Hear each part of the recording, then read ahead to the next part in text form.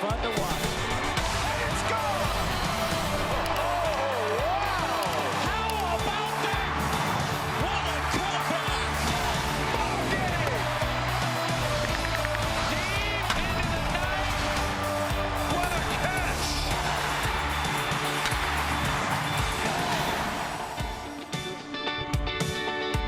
Gray skies above Seattle. What new there?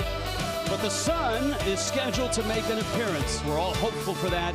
Afternoon baseball in the Pacific Northwest. MLB Live on Facebook Watch. We're in the American League West with the Texas Rangers and the Seattle Mariners. Hi, everybody. I'm Rich Waltz, and welcome to Seattle. We've got two teams headed in opposite directions right now. This used to be the Texas Rangers division, but after a losing season last year, they're 11 under right now. And the Seattle Mariners seem to have a team that finally could get them back to the postseason. They're right now just a game and a half out in the American League West, but that's not the story here in Seattle. If you're a baseball fan, you know Robinson Cano has been suspended 80 games by violating Major League Baseball's performance-enhancing drug policy. So that means 80 games gone, $12 million salary is gone, and as well, no postseason. Cano's statement yesterday: today I decided to accept Major League Baseball's suspension. This was the most difficult decision I've ever made in my life. Ultimately, the right decision, given that I do not dispute that I was given this substance. I apologize to my family, friends, fans, teammates, and the Mariners organization. The Mariners organization, Robinson made a mistake. He's explained to us what's happened, accepted the punishment, and has apologized to the fans, the organization, and his teammates. We will support Robinson as he works through this challenge. On the call with the game today, we've got Colby Lewis, who is an anchor on the two World Series teams for the Texas Rangers in the rotation. Of course, Harold Reynolds, a longtime Mariner, a Gold Glover 3 times, 2-time All-Star, and an Emmy Award. Congratulations on that. Thank you, man. I appreciate that. And because you won the Emmy, we start with you on this, the impact of Cano's suspension. You know, he's one of my favorite people and favorite players, and this is a huge impact. You know, for the commissioner to have to suspend Robinson Cano, it had to be pretty bad in that situation. That's something you don't want to do. He's one of the faces of the game. But he did it wrong, and he's going to have to pay for that punishment. The organization pays, and I think baseball pays. This is one of the faces of the game. But with the Seattle Mariners organization moving forward, when you build this team, you're building it around your $240 million player. Before they got Nelson Cruz, why'd they go get him? Because of Cano. You know, before they go make the D. Gordon move, you consider everything that Cano brings to the middle to anchor this team. So you lose that anchor, and it's difficult, and that's just on the field. The impact in the clubhouse is looming. You can feel it, and there's a big presence that's taken away. In a clubhouse, and you've gone through this as a Texas Ranger. What kind of impact is this? Yeah, we went through it in 12, you know, of course, with Cruz going through the same type of process. But it's big. It's going to be huge. It's not only just the overall atmosphere of the clubhouse, but it's the fan base that gets impacted too. And it's just unfortunate. It's, you know, it's bad for baseball. And but he, you know, like Harold said, he's going to have to go through that, you know, pay his dues and move forward. All right, let's get to baseball here, and we'll start with you. We'll stay with the Rangers. Man, injuries. I know, look, Cano's out, but the Rangers have lost the whole left side of their infield, and it started when Elvis Andrus took a fastball on that right elbow. Yeah, you know, it's huge. Both those guys are big key impact players, not only, you know, on the field but in the clubhouse. So with Elvis not traveling with the team, you know, I mean, it's going to be something that's in the dugout too, that's missed, and then of course AB is going to have to take that whole side of things in the clubhouse, not only on the field but in the clubhouse, like I said. But it's going to be big. Yeah, he's a leader, obviously, and so it's not just his bat, and it's not just his Gold Glove.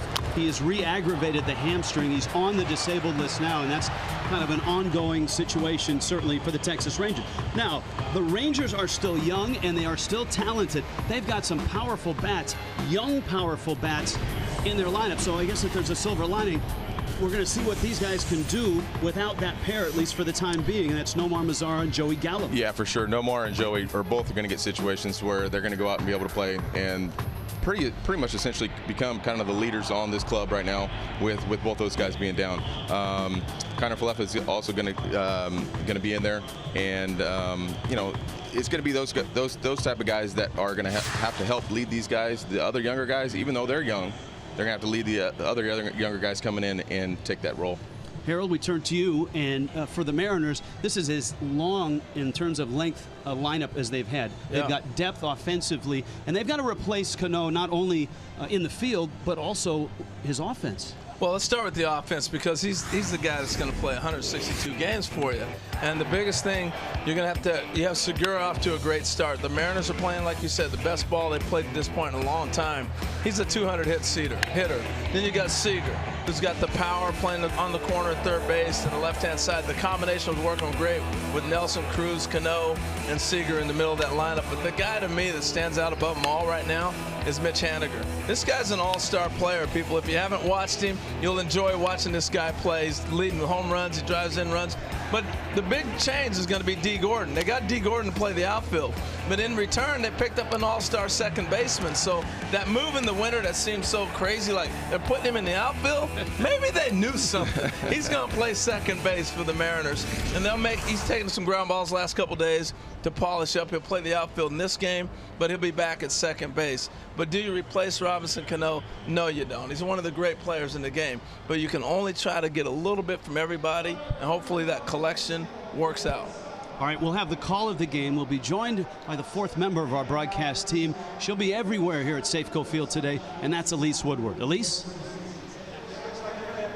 All right, thanks, guys. Obviously, you guys have touched on it, the suspension for 80 games of Robinson Cano. He drops that suspension, and so he will serve game one last night. So where do the Mariners go from here without their franchise player, one of the faces of this franchise and certainly one of the faces of baseball? I sat down with the general manager of the Mariners, Jerry Dipoto, earlier today to talk about how this affects his club moving forward.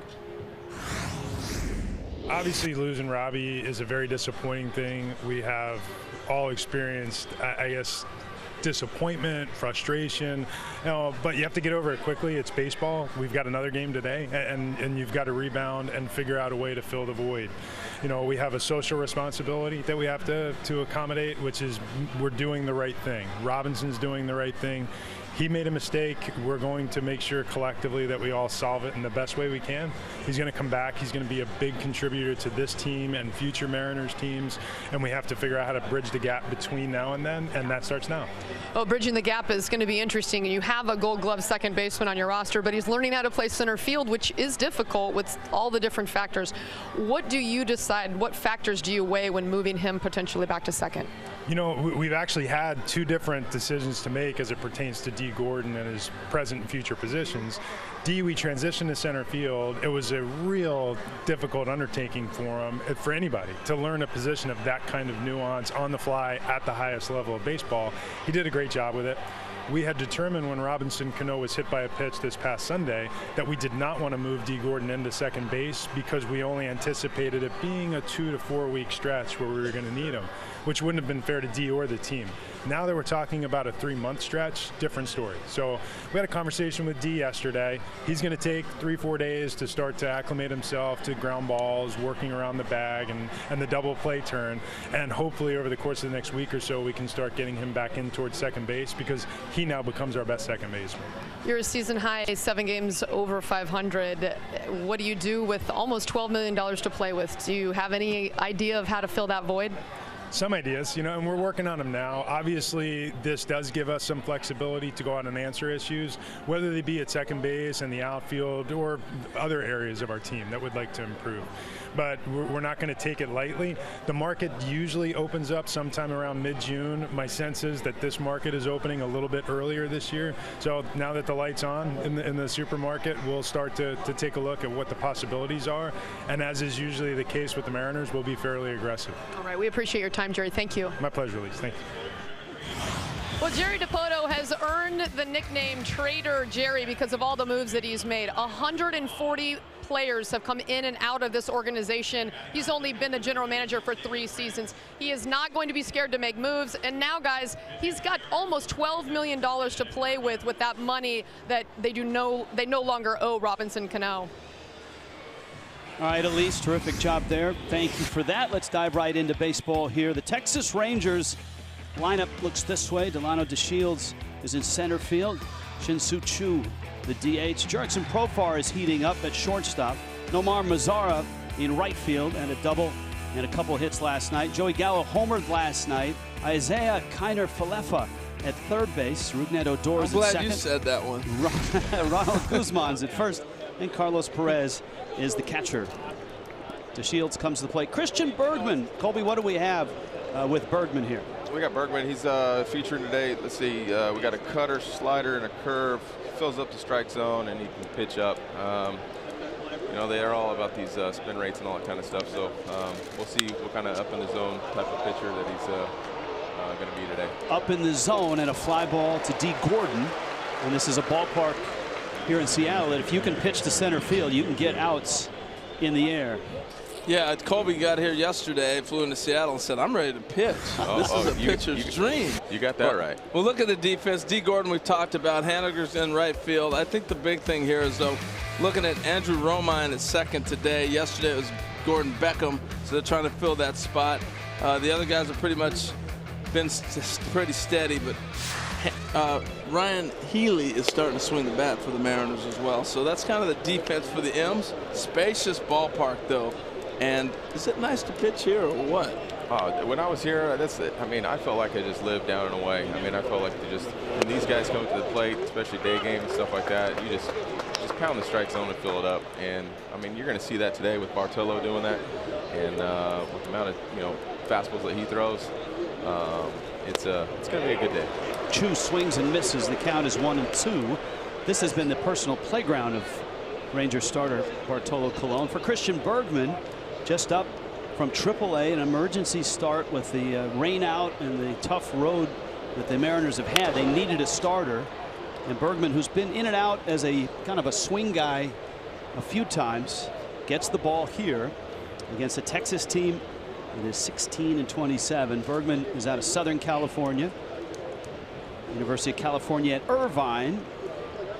Not too far from my hometown. There you go. You're a Bakersfield guy. That one fouled at the plate. And he went to St. Francis High School. And I know somewhere Eric Burns is going nuts, but it's not his St. Francis High School. There's two of them. This is the Southern California version, not the Mountain View Northern California version. Well, I'm sure Eric Burns is going nuts. When is he not? I was just going to say, when is he not? Romine in shallow right. Nice shift for Choo. Tell you what, I was talking to Choo before the game, and he was talking about the shift and how difficult it's been to beat. And that shows you right there. If you pull a ball, you're down the count. You got to do what the pitcher's going to give you. And he hits a ground ball. And that's a long throw. That's almost sometimes longer than the throw from third base. And the range that the second baseman has to get is amazing. Go ahead. I'll let you get to the hitter here, Rich. Yeah. You want to get in the flow of that? Yeah. So we don't talk to every hitter on you? No, that's all right. Hey. Here's Jurickson Profar, the young shortstop who's getting a chance to play every day and playing well right now in the absence of Elvis Andrus. Of course, Andrus and Adrian Beltre, the left side of the Rangers infield, is on the disabled list.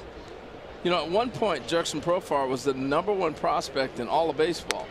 And they didn't have a place for him on your World Series teams. They didn't try to play him in the outfield. So what were you thinking when you saw this young guy come up at 19 and be, pretty productive, but yet not have a spot to play? Yeah, definitely a kid that was in a man's body. That was for sure.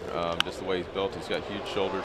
But yeah, you're right. We just didn't really have a spot. I mean, we had, like in 10. I mean, like I was saying, we had Mitch Moreland hitting it. Like I think he had 18, 19, 20 homers hitting ninth.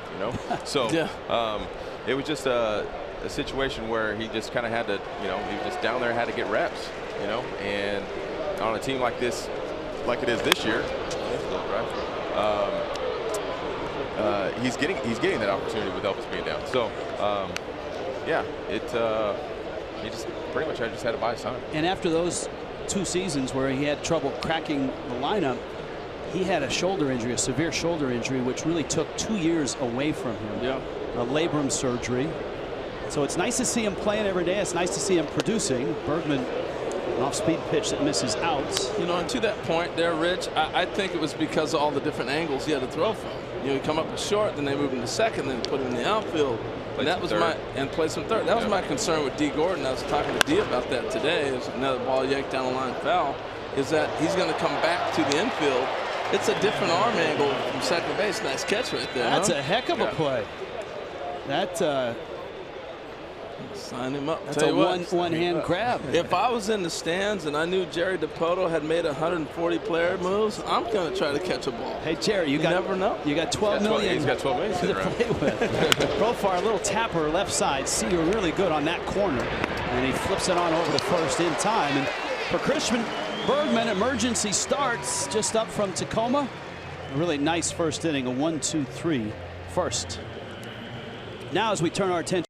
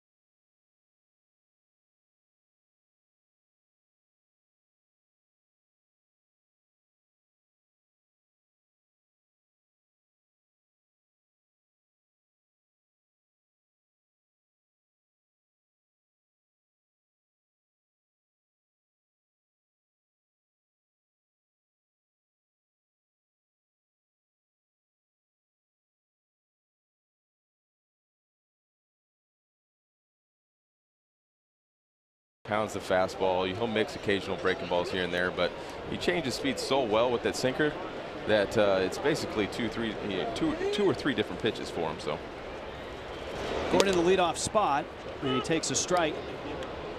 So Bartolo has turned his whole career around, so much so, being a folk hero, that he could have a cartoon and people would watch it. You know, he's become a character. Gordon lashes that one down the left field line. Long run, Gallo. It's a foul ball and a sliding catch. Heck of a catch. Yes, Joey Gallo was shallow and towards the line, but he still had to go a ways. And Colon salutes his left fielder for a terrific catch. This ball slicing. This is the most difficult play, I think, for any outfielder. Is the ball slicing from the left-hander. You see him take a look at the line to see where he was at. The wall, in other words, how much far I was going to slide. You're talking about a guy that's 6'5", about 240, with that kind of range, who's been an infielder most of his career. So that's a heck of a play by Joey Gallo. Right, that's what I was just going to say. Just being from a first baseman now being in the outfield, that's pretty remarkable to go get that ball. Gene Segura now, and the Seattle team has something they haven't had in a while, and that's a dynamic top of the lineup with Gordon and Segura. Both are high volume hitters in terms of getting hits, and they both can steal bases. Gordon's got 15. Segura swiped 4 last night. Well, it puts so much pressure on the pitcher. You know, we talk a lot about launch angle, and you hear that, exit velocity, those type of things. And when you got guys that can put pressure on the defense and run the bases like you talked about, it's a dynamic that's starting to fade away from the game, and it just stands out in today's game when you see it. So you get those two dynamic guys, and Colby, I'll throw it to you with this. That has to wreak havoc on a pitcher. It does, but I mean, I feel like the older you get, and like with Bartolo being out there, you're able to just, you know, have different looks. Vary your you know, the slide step, and it's man, not. You're supposed to say, no, Harold, you're right. Yeah, I like that. No, you're a base runner. You're used to swiping bags and all the thievery that goes on the base pass around here. Yeah, you're right, Harold. That makes sense. No, I don't like that at all. Well, here's Haniger, and this, I mean, look, if I'm varying looks. I'm trying to pick guys off. in the aftermath of the Cano Forced double play. suspension, if you're looking for solutions, the fact that the Mariners have two guys, Mitch Haniger and Ryan Healy, who are just starting to blossom and blow up, I think is a huge, huge boost. And Haniger last night tripled 3 hits. He already has 10 homers. There's Healy. He homered last night as well. No, you're right, Rich. Yeah. I mean, it's devastating with the news, but they do have a lot more offense than they've had the last couple of seasons. Cologne doing what Cologne does. He fills up the strike zone. The ground ball to the left side. A 1-2-3 firsts. It's almost laughing. For the 44-year-old who turns 45 in about 10 days. How about that?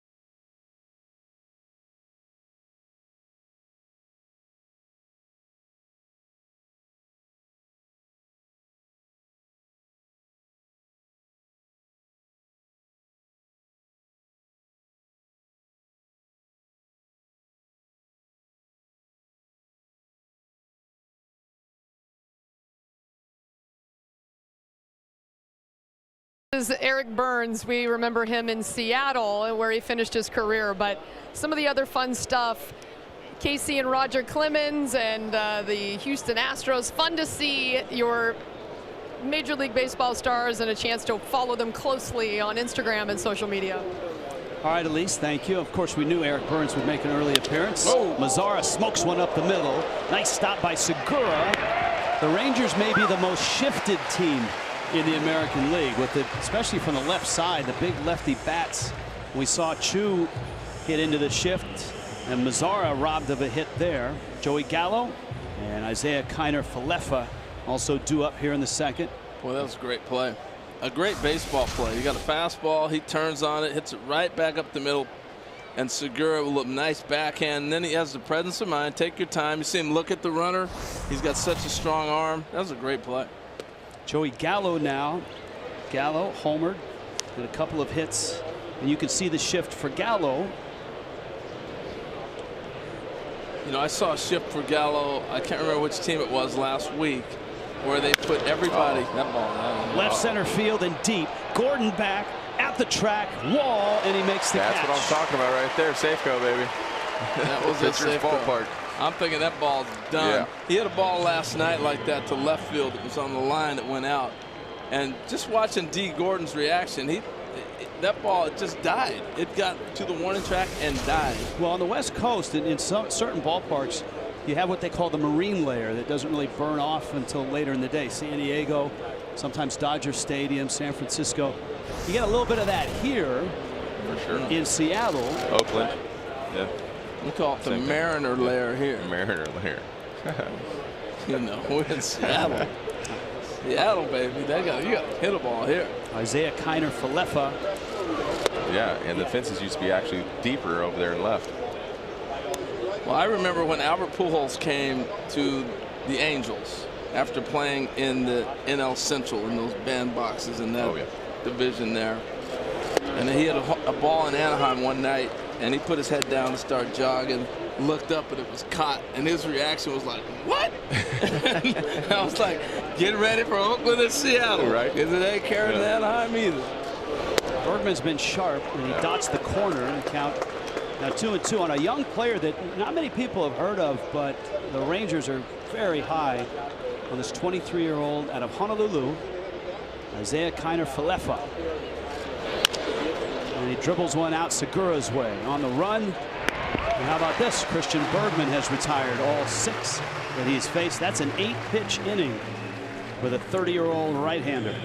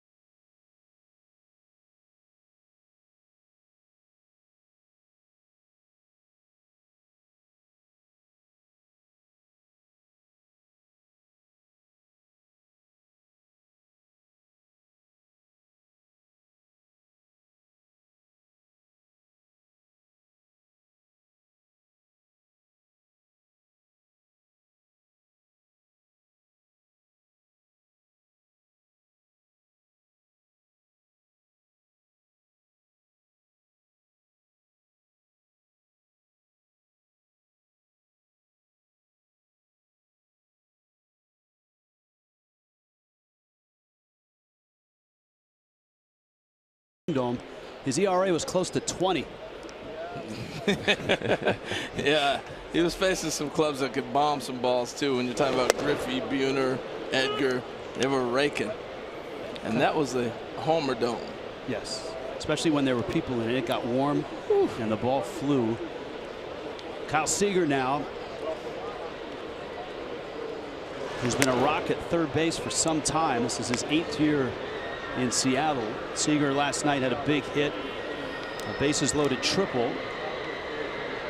Mariners won the game 9-8 last night. It was a seesaw affair. Rangers tied it with a run in the 9th, and then Seattle won it in the 11th.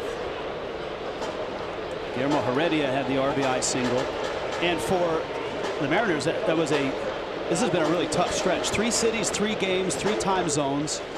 Detroit on Sunday, Minnesota for a makeup game, which actually was delayed 2 hours, and then early morning arrival, game last night, and now a day game today. Yeah, but that's part of the grind of the big league season, you know, and the beauty of Major League Baseball, you're not going to school. You're playing baseball. They're not going to class. Colleges do this sometimes. You got to go to class. Yeah, my buddy would always say, one of my best friends back home. That should stay in the yard. Brian Sherrill, he would always, he'd tell me, he goes, there's a reason why you guys get paid that amount of money. Because the type of travel, not only the type of travel that we have, like we had to endure, or these guys still have to endure, is the family. Is like trying to get your wife and your kids, you know, and you still want to see them, and then their travel, and then you're worried about them, and it's just like it's a constant, you know, every week it's something new, and it's just, it gets tiresome. But like he would always say, stop complaining. It's the reason why you get paid that amount of money. Elise Woodward had that sit down at the start of our show with Jerry Dipoto, Vice President, General Manager. This guy may turn out to be one of his best deals. Ryan Healy has been on fire. Yeah, I was shocked Oakland gave him up with that deal. He's a young player with huge upside. Oh, that was one guy in 16 that I worried about in the lineup. That was one of the only guys that in that Oakland lineup that I was worried about, being that young, and he has a lot of pop. Bartolo Colon has started all 5 hitters with a first pitch strike. Colby, it's rare. Look, you can see it with relievers, guys that feature one pitch and make a nice living on one pitch.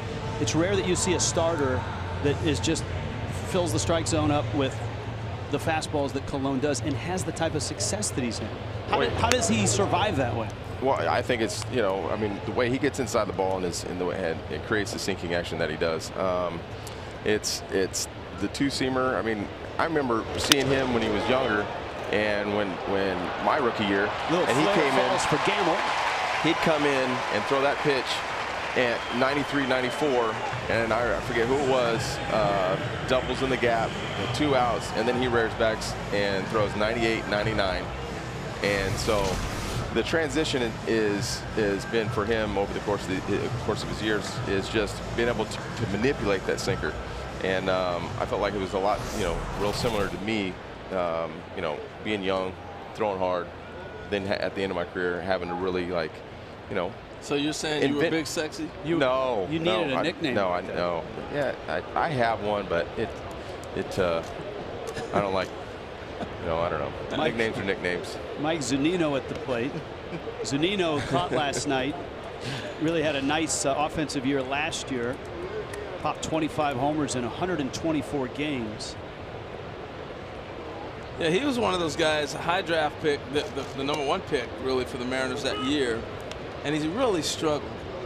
And it just shows you got to have patience with certain guys and trust what you drafted, that your evaluators and your scouts and whoever else has been able to understand projection of what this guy might be.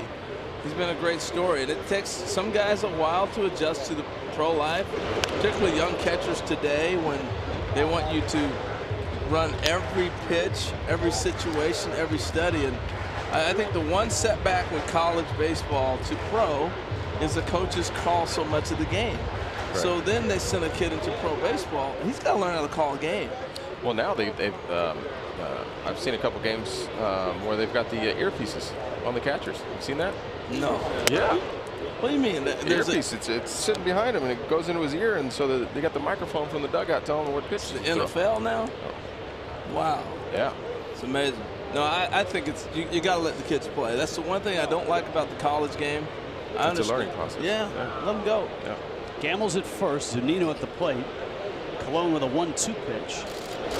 I said all that to say I think his offense struggled because he had to learn how to catch a game first, and that's your top priority as a catcher, is to direct the pitchers to a game. And Harold, he went down to AAA and totally had to revamp his swing. Now the average isn't there, but the slugging percentage is. He was over 500 with his slugging percentage. 25 homers and a ton of doubles last year, and that pitch is up. Jeff Nelson, our home plate umpire. Laz Diaz at first, Manny Gonzalez at second, Andy Fletcher at third. And as promised, the sun has peaked out here in Seattle. But here's where the game's changed, Rich. He's got the whole right side of the infield. You got a first baseman holding the guy on, the second baseman's playing up the middle, and you're hitting 200. So shoot the ball through that hole, pick up the run, your first and third. Gamble on the move, bounced wide of third. Well, one of the arts of shifting, guys, and Harold, you know this as an infielder, and Colby as a pitcher, isn't necessary. I mean, look, the shift is one thing. Pitching to the shift is the other part of it. True. And you could see they're pounding Zunino in at that point. There are some teams that struggle with that, some pitchers that struggle with that. Mm-hmm. And I think that's the hard thing, especially at the older. For me, you know who you are, what type of pitcher you are. So you don't really, you're gonna pitch to certain scouting reports. Maybe it might be a young guy you haven't faced before or what, but you're still gonna pitch to your strength. So for me, it was always a situation where I'm gonna go out there, I'm gonna pound the fastball down the way, I'm gonna mix it, I'm gonna throw my slider off the plate, black foot the slider, and that's gonna be kind of like my game plan. So when these shifts start to happen, it almost confuses, like, it doesn't really confuse you on the mound, but it's something that is in the back of your head, like, well, are we shifting just because this guy hits the ball the right side? Well, does he do it off me or not? You know what I mean? So. And that's the challenge. You know, also, I was talking to Sin-Shu Chu about this as a hitter. And he said, they keep pounding me in. I said, the plate doesn't move. Back up and set an angle. You know, so we don't see hitters in today's generation move on the plate at all. They all stay in the same spot. Gamble will be moving again, another 3-2. And Zunino this time shoots it out in a right center field. Mazzara is there. Both pitchers look sharp here in this one. Bartolo Colon, the starter for the Texas Rangers. And Christian Bergman up from AAA, emergency start for the Seattle Mariners. A scoreless game here in the American League.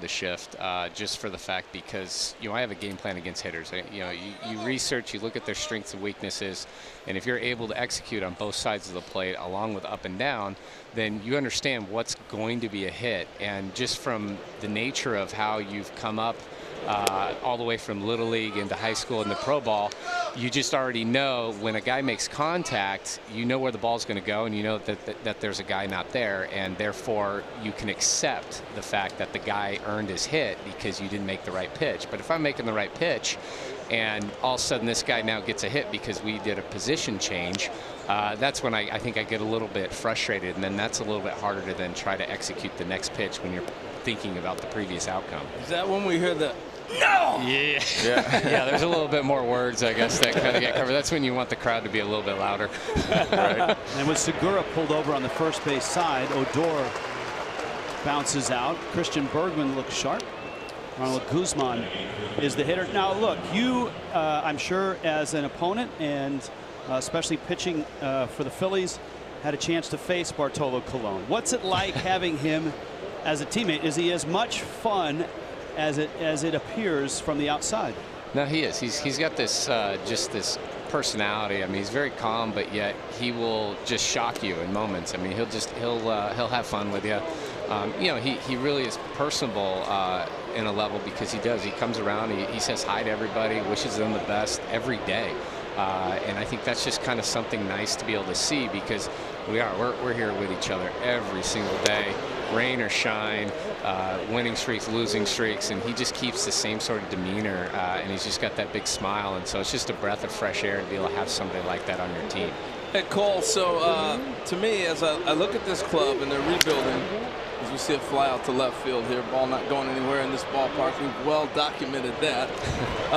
Cole, as I look at this club and they're rebuilding, and I look at Cole Hamels and I'm thinking postseason, I got to be thinking I want Cole Hamels. How does Cole Hamels handle the thought that every night you pitch, you might be that guy everybody's looking at the trade for? I think, with basically, experiencing it already. In 2012, there was some talk about happening, and obviously then I re-signed with Philly, and then in 2015, kind of writing was on the wall. It was just a matter of when. Here, we're still trying to win. I understand the situation. We've got a lot of young guys, and we've had some serious injuries. When you go from, Game 3 of the start of the season, you lose your leadoff hitter. It's all of a sudden 2 weeks, you lose your second baseman and your shortstop, and then AB. That really does, hurt what we're trying to accomplish. And we still have guys that we're trying to win ball games. And I think just for myself, it's just going out there and just trying to be the best I possibly can. I've got a lot, at stake in the sense that I've got to be able to put up good numbers no matter what. I think this day and age, you look at the age of guys and innings, and I think that just now becomes a focal point. But at the same time, I feel like I've never really peaked yet. So, that's just kind of the game within the game. And I'm just trying to still learn as much as I can. And I know you could talk with Colby, we still go out and we still try to put up, numbers. And it's just the joy that we have that we get to compete at the best level. It's just a matter of what we try to do on a daily basis, and the game will work its way out. Cole, it's Colby. Hey, so have you had a chance, like with Matt Moore, kind of in between and kind of scuffling a little bit here and there, had a chance to kind of sit down with him or talk with him and kind of dissect anything that's going on with him? Yeah, I think a lot of it, really kind of stems from, with us being left-handed, it's a little bit easier that I can try to pick something and then ask him about, hey, have you looked at this different position, your arm angles here, and I started noticing that the ball was kind of getting a little bit more tails coming back over the plate a little bit more, or is it missing up and away? What if you shift your body and then you try to repeat the same sort of angle that you were doing, but now you've allowed yourself a little bit more room for error, that now balls aren't going to leak down the middle. They're not going to be up in the zone, for guys to be able to put in play a little bit better. So it's just kind of taking previous experience. Cliff Lee was able to do that with me. At some big moments when I was there with Philly. So now it's just a matter of him just trying to tinker with it. But I think it's tough, and this, Kobe, is there's a lot of people that always want to put in their 2 cents, and you've got to regurgitate that and then pick something that you're comfortable with and then actually work on it during that week. Yeah, kind of let things take what you want.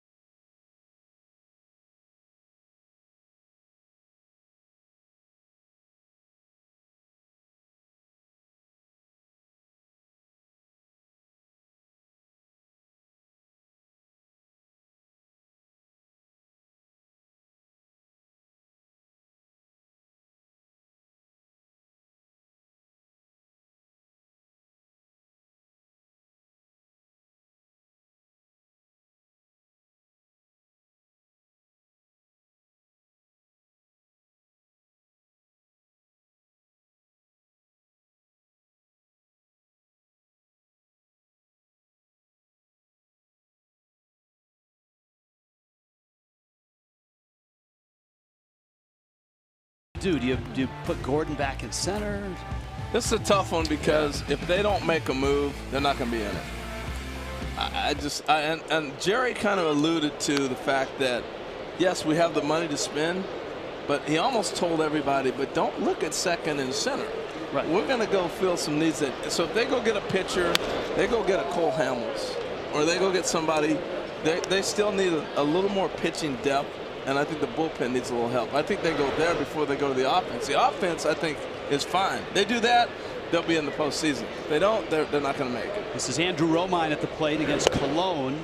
Romine, who has been a really versatile piece in the big leagues for a while, last 4 years with the Tigers. This is a guy that has played every position in the game. He has caught, I think he caught for like an out, and has also pitched. And a line drive finds Guzman, who drops it on the transfer. You better keep running. Romine's going to end up at first. Laz Diaz, the first base umpire, was definitive. Well, earlier, you know, about 2 years ago when they came up with that rule, that would probably be counted as a drop. You were playing then. Yeah. Remember how crazy that was that first week before they sat down and changed everything back to normal? Yeah, when the double play ball at second, yeah, the transfer every time. Oh, that might be a drop. That ball's jingling around his glove. Well, they don't want to check it. It's too late now. But Malone delivers a strike. David Freitas is the catcher here. He's in the 9 spot for Seattle. you remember a few years ago, I'm it sure was a you did, mess. They would catch a ball in the outfield and the guy crashed the wall. For and then 3 weeks, didn't it was a change mess. it to the other hand. That's Yeah. a drop. Yep. Yeah, what was that? That was there was one big play in Minnesota. Yeah. Just came up, caught it, ran 4 or 5 steps with it, bobbled it when he pulled it out of his glove, and they called him safe. One of the beautiful things about working at MLB Network is when things like that happen. Joe Torre's right there in New York, you know, so here comes Joe into the building. And, you know, when Joe shows up, they're making the rule change. It's like something's not right. And Joe gets the heat from everybody. It's like walking through the crowd at a visiting ball club, and everybody's yelling at you. He's walking through the halls. Joe, you got to change that rule. It makes no sense. What are they doing? 1-2 to Freitas. And a roller out to short. Cologne keeps feeding his infield ground balls. He's given up just 1 hit. Ben Gamble's single in the second is the only hit of the game. And for Seattle, Christian Bergman has retired all 9 that he has faced. So when you throw strikes, you put the hitters on their heels. And you're seeing it right now. They're not getting pitches to handle, and the game is breezing. I don't think we're worried about spin rates right now. No. Execution rate. Right, yes. Well, your scouting report of Bergman was that he fills up the strike zone. First pitch strikes. And that's certainly in the DNA of Cologne. And a liner and Profar up to get it. And D. Gordon lines out. And Cologne is just like he has every time he steps on this field. This is his 16th start. He's 13-1 here, and an ERA of close to 2. And of course, here he is 3 innings in, and he's allowed just 1 hit. So this is what we expected from Cologne. 35 pitches, I think, right? 34, 35 pitches.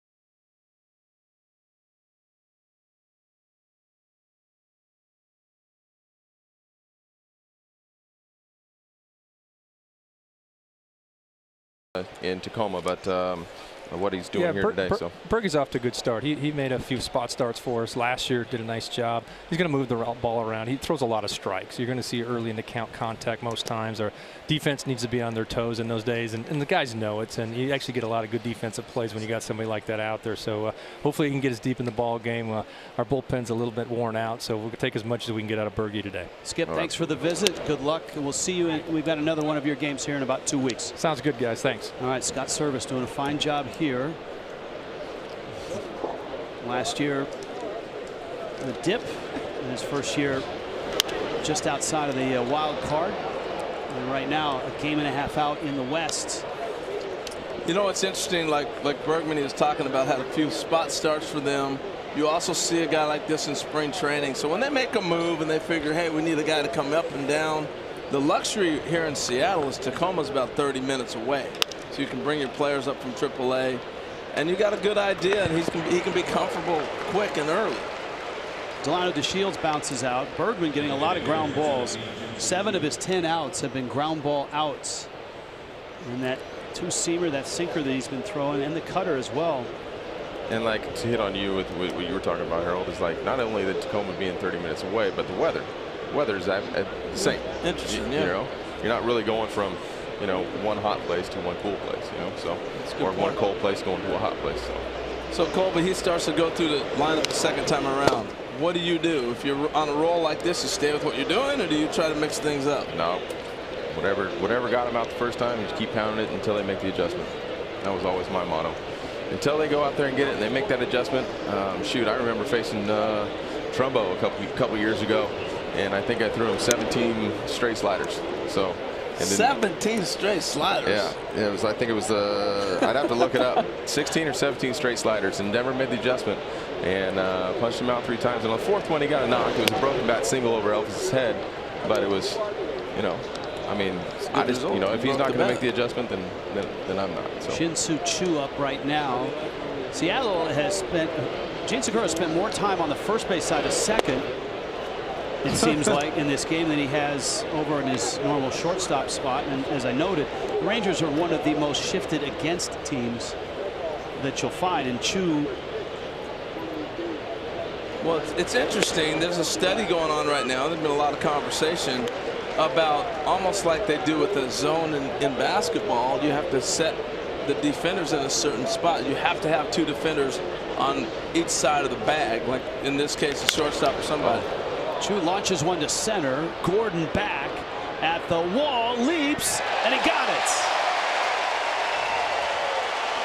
Little by little, he's gotten better and better in center field, which won't be his home here tomorrow or maybe the next day when he moves back to second base. Yeah, he got better just in time to get moved. Right. This is a tough play with the sun in his sunglasses and knowing where he's at. Look at him gauge himself, go for the jump. But what D. Gordon has done by moving to center field, his value has gone through the roof now. As this contract's going to expire in another couple of years, he's now proven he can play all over the diamond. And that is the value when guys are getting in that mid-30 range. Can you play all over the field like Ben Zobrist or so far does as a youngster here? Well, especially now that where the game is evolved with matchups, to be able to put him in center field on one day and maybe possibly even play second the next, depending on what pitcher's on the mound for that day. True. And with comfort and playing time, that's going to allow them to make those adjustments. So back to the point I was making about shifting. If you look at the infielders right now, you see the second baseman, the first baseman, the shortstop, third baseman, 2 guys on each side. Well, this one might be another fly out and Safeco shutting them down, man. Haniger is there on the track. Profar, a fly ball out. And Christian Bergman has been perfect in his 4 innings here.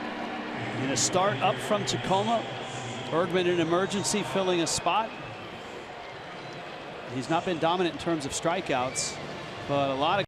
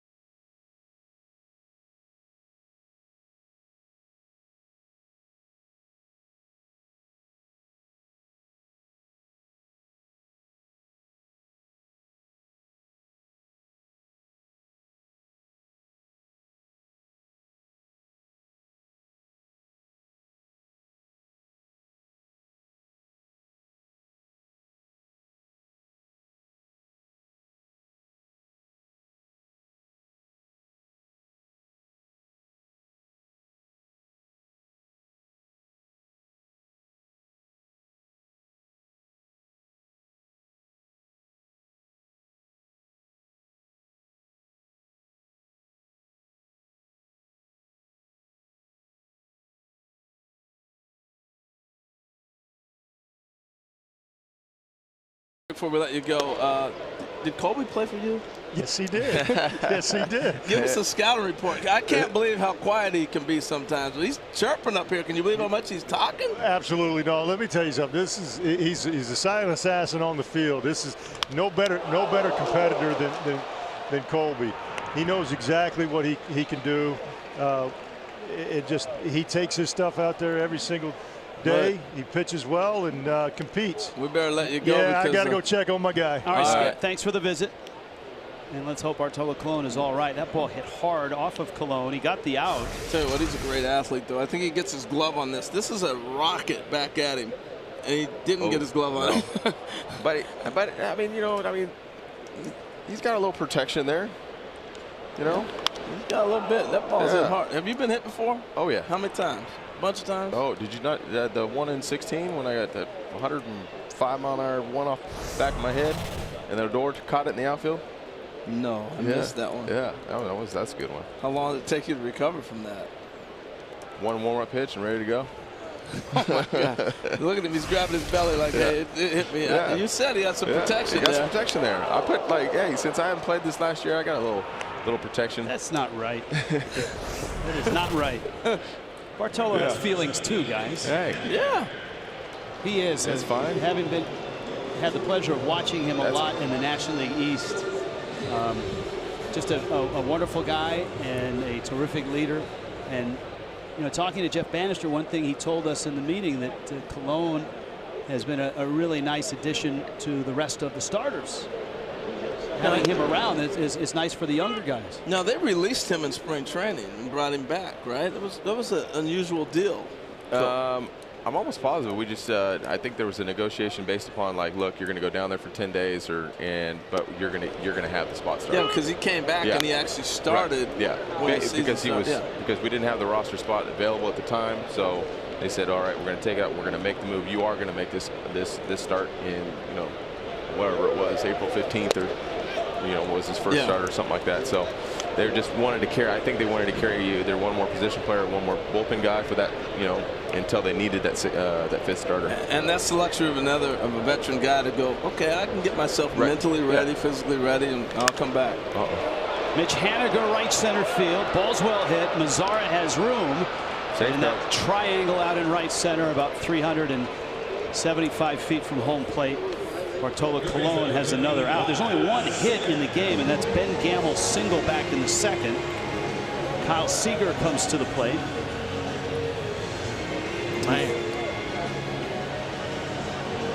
And for both managers, they want to see length out of their starter, but especially Seattle. The Mariners bullpen has been chewed up. They played a doubleheader on Saturday. Game last night. Game on Sunday. Monday night in Minnesota. Extra innings last night. No, it's a big night for both these big day, I should say, for both these starters to go out there and put innings together and give that both bullpens a little break. And I think Texas is off to Chicago for a 4-game swing. So, that's the big challenge being in a weather place. I know Seattle didn't rain out here, but when out east and all over the country, the weather's been so bad. Now you get back to with a doubleheader. Your off day that you're expecting, okay, we'll recover when you're laying out your schedule, becomes a makeup game in Minnesota. You get in at 3 in the morning, and here you are playing 2 games against Texas. So that can be tough. And the bullpen, that's where the big clubs that have money make a difference. Yeah, right. Because they can take a guy and put him in AAA and pay him that other clubs cannot, and in days like this they can bring a guy up and not miss a beat. Right. Yeah, or just have the depth in the farm system. True. See, we're getting along so good. After you tried to crush my comment earlier. Not crush your comment. I was just I was going against it. I'm a pitcher. Yeah, Rich like to still bases, but it is, yes. I agree with you in the aspect, yes. Rich hung out and joined you. I'm Switzerland. I'm Switzerland. I'm staying out of it. Bartolo Colon with a 3-2 count on Kyle Seager. Seager's not had much success. Yes, you do have to pay attention to the guys that steal all the time. Not much success against Colon. He's 4 for 28, going a fly ball out in the second. And a one hopper there. Guzman to the bag, steps on it. And Bartolo Colon is through 4. He's allowed just a hit, hasn't walked anybody, he rarely does. And Colon, along with Christian Bergman, who's making the start for Seattle, have been absolutely terrific in this one. Rangers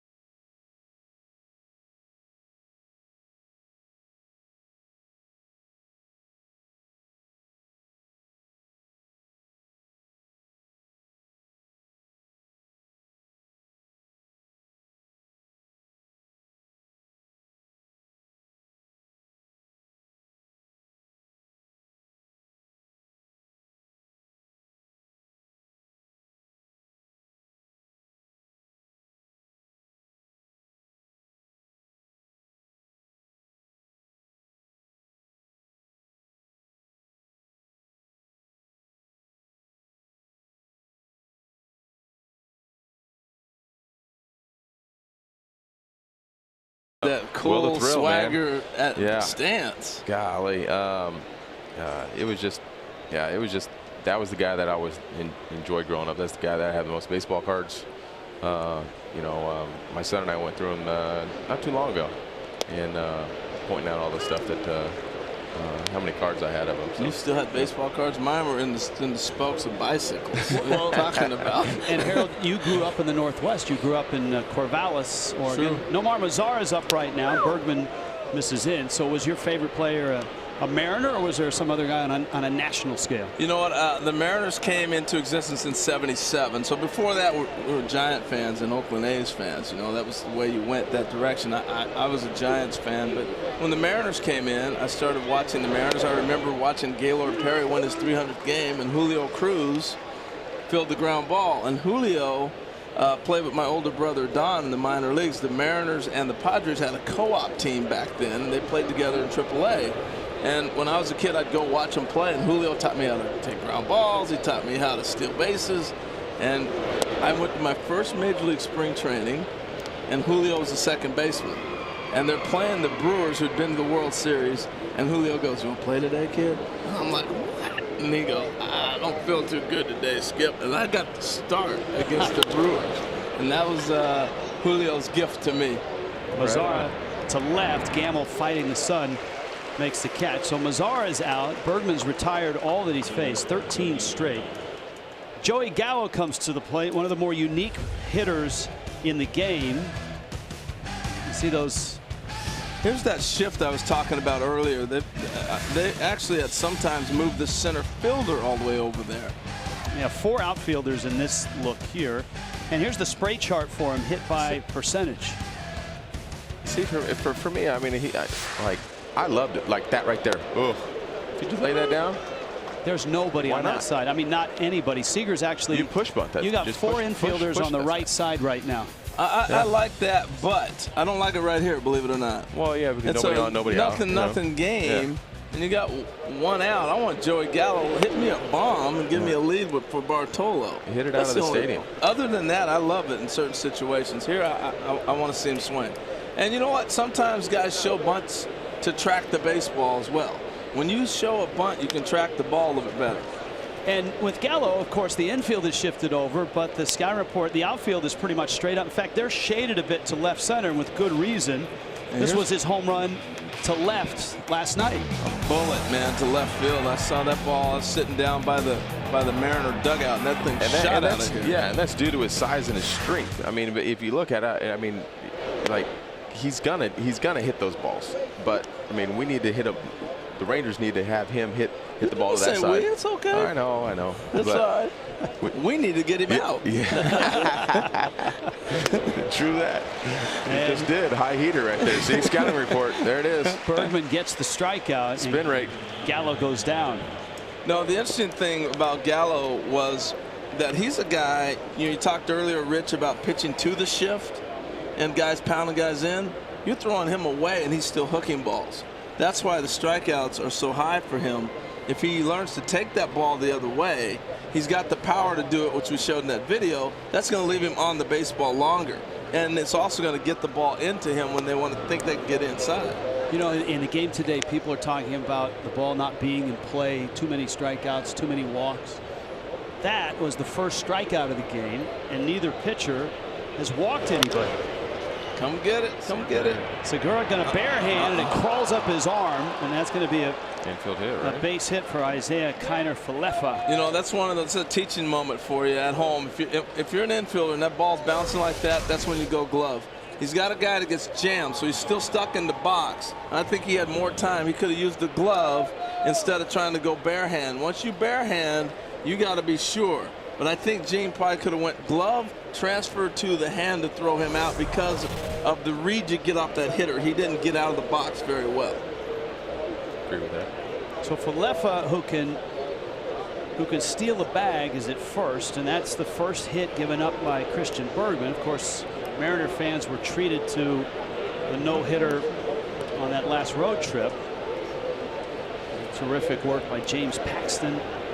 Historic with the no-hitter up in his native Canada. That's off the end of the bat. Odor with a foul ball, and James Paxton will join us coming up over the next break. Maybe he'll show us the tattoo of the maple leaf on his arm. Maybe he'll show us that eagle. And what a claw. Yeah, better place to do it, you know, like being from Canada. Right. You know, Toronto, yeah. Well, he had pitched there before and not well. So for him to go back there, I mean, the first time he pitched there, it was huge. Canadian native pitching in Toronto. Yeah. And it didn't go well. So for him to walk in there and throw a no-hitter, that's incredible. Sure is. Yeah, I always felt like when I pitched, I was always really comfortable in Anaheim, really comfortable in Oakland, being from California, Central California, and having my family around me. I always felt a lot more relaxed, you know. So maybe he just, you know, found that role and went out there and did work, you know. Different strokes for different folks. Now Bergman working on Odor. Odor is emblematic of a lot of Rangers, guys that have been banged up. Hamstring injury took him out for a month. He's only been back in the lineup for about a week now. And trying to find his rhythm and start to produce. Yeah. I was going to say. And a high fastball finishes off Odor. Christian Bergman has been absolutely brilliant here. Making a start up from Tacoma, up from AAA. Mariners have a need, and Bergman has filled it. Well, if you missed it, here's a look and a listen to James Paxton in that wonderful moment.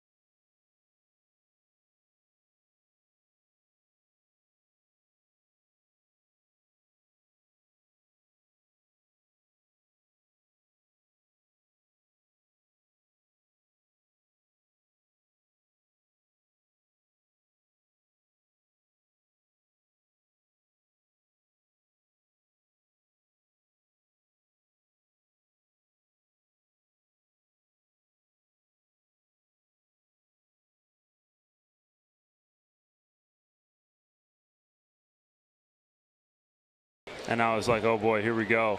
And this thing just came flying right at me, and I had feathers in my face, so I just tried to dodge it. And then it landed on my back, and I could tell at that point it wasn't attacking. It was just trying to perch on my shoulder. And then I tried to stand up slow to have it just kind of stand on my shoulder until this guy came and got it. But when I stood up, it fell off my back, and the guy was right there, luckily. So that was good. Right about that time you locked eyes with him and he started coming at you, I'd have been like, I've been out of there. Did you think about changing colognes after, not Bartolo, but changing colognes after that incident? Yeah, it was weird. I didn't have anything on. It was just, you know, deodorant, whatever, regular stuff. But, yeah, it was, I don't know why it came for me. I guess someone said I kind of looked like the trainer, I guess, and I was standing alone in the outfield, just got confused. I guess I'd be okay then. I'd been all right. I didn't look like the trainer, so that's good. Yeah.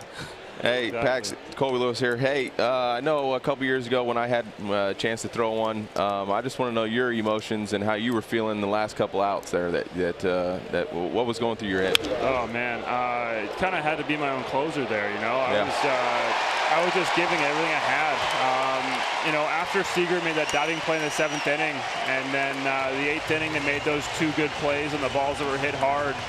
I just kind of said, you know, my team's out here giving me everything they had, and I was going to do the same for them. So I just went out there and let it rip, and it all worked out. That's awesome. I'm always curious, when you come out of that bullpen, you're finished warming up, do you feel like, hey, I got no-hit stuff today? It feels pretty good. Not necessarily. You know, I felt better coming out of the bullpen the day that I threw against Oakland and struck out 16. I could tell I had a special fastball that day. Excuse me. But, you know, the no-hitter, I didn't feel, you know, a whole lot different coming out of the bullpen. It was just another day. But then once I started pitching, it was just execution-wise. Once I kind of got things figured out after I walked those guys in the 3rd and 4th inning, I found my delivery and just was executing pitches, and the boys were making the plays behind me when the ball went into play. How many had you thrown before, like Little League, high school, anything like that? I threw one when I was probably like 11 or 12 years old. And I think that was just a 5-inning game, though. It was one of those ones where we won like 11-0, and we went 5 innings, and I haven't given up a hit yet. So that was cool. I still have that ball actually too. So. Oh, that's cool. Yeah. Yeah. Ben Gamble with a double to left. Cologne misses out. We are visiting with James Paxson, who is 29 years old, out of Ladner, British Columbia. And he's watching a 44-year-old, soon to be 45, Bartolo Colon. What can you learn from watching a guy like Colon? Oh man, it's just amazing what he does. You know, he throws almost all fastballs, and you know, he sinks it, cuts it, you know, rides it in the zone. It's amazing what he can accomplish with that one pitch. Hey James, how does a kid out of Canada get into pro baseball? What's the route? I'm from the Northwest, so I understand that challenge, but what about from Canada? Well, for me, you know, played house league baseball growing up. Really had no idea about. Paul, stop right there. House league? House league. Yeah. What is Little that? League? That's like you know, where you just sign up and everyone gets to play. You know, there's no like tryouts like or rec ball, anything. like yeah, rec ball. Rec ball. Yeah. Okay. So I was just playing that until I was probably. I played in the all-star teams in the summer. That's when you kind of had your rep team, was the summer league. And just kind of went on from there. Played for the Blue Jays, the North Delta Blue Jays in the Premier Baseball League when I was 15. And that was when I started really playing like really competitive baseball. And then from there, played for the junior national team in Canada. And that's where I got seen by colleges and stuff and got my offer to go to Kentucky. What's the most Canadian thing that happened after the no-hitter? Did you get a call from Trudeau? Did you get what? How did your country react to that, to you? Oh, it was amazing. You know, I had a lot of people reaching out, friends, family. You know, my parents got interviewed a number of times. They were telling me that they're mini celebrities back home now. That's cool. Right. So that was really cool. You know, just the support I received from all my friends and family was really amazing, and just really grateful for that opportunity. Well, James, it's a terrific story. You've got a fun ball club to watch and a real shot this year to get to the postseason. Good luck, congratulations, and we look forward to seeing you pitch again. Thanks, guys. I appreciate it. Good stuff. Good stuff. Yeah. I'm gonna tell you. Could you have stood still, Rich? That eagle coming at you? No. How about you? See the size of his claws? Yeah, that's big. Bartolo Colon against Andrew Romine here Gambles at second. And Cologne changing speeds and getting strike 2. Change up. I forgot you threw a no-hitter. No, I didn't throw one. I got really close. No wonder I didn't forget. Yeah. Oh, I know. I got close. It was, what was it, 8 and a third or 8? Oh, man, that's a heartbreaker. Yeah, no, it was. It was perfect until 7 and a third, and I walked, I forget where I walked. But, yeah. I was in a game. But it was open. Strike 3, and down goes Romine. And a strikeout from Cologne. Bartolo Colon threw 5. Fastballs. Look at that movement on that two-seamer. Start that right at the left-hander, and the thing runs back over. 2 hits, no walks. His first strikeout.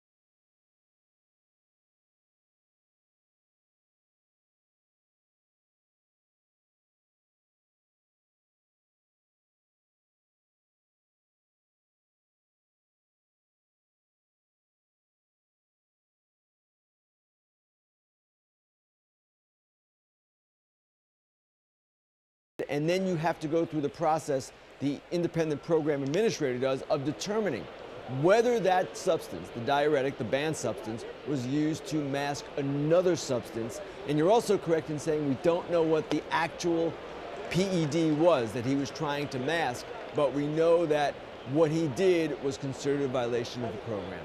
Ken, now the baseball implications now for Seattle. Jerry Dipoto is an aggressive general manager. All of a sudden he has $12 million of the salary from Cano that he can use, and he's got a ball club that's just a game and a half out and has a deep offensive lineup. Where do you see Seattle going here in the next month or two? Well, with the idea of moving Dee Gordon to second base, and that is something that they're going to pursue now. They're already working him out at that position, his old position. They can be a little bit flexible here. They can go get a center fielder. They can go get a second baseman, put Dee back in center field. They can reinforce other parts of their roster as well. I do expect them to be aggressive. That has been Jerry Dipoto's style everywhere he has been. At the same time, they've traded a lot of prospects in recent years under Jerry Dipoto. I'm not saying they are facing an empty cupboard or anything like that, but it's not as strong a group of young players that they had previously. It's great to see you healthy, Ken Rosenthal, and thanks for the visit from MLB Network. Thanks, Rich. Appreciate it. All right, Ken, if you don't know, in the offseason had that back issue. He's a terrific asset to MLB Network. Absolutely. Here, it's been pitching. A day game in Seattle, and Bartolo Colon, outstanding. Christian Bergman, outstanding. And Bergman, the bigger surprise. Bergman getting a spot start here, called up from AAA. has held the Rangers with some powerful bats to just an infield hit, and that's it. And the 0-2, Carlos Perez takes down low. Yeah, so impressive. I think he pitches a little bit different than most may have thought.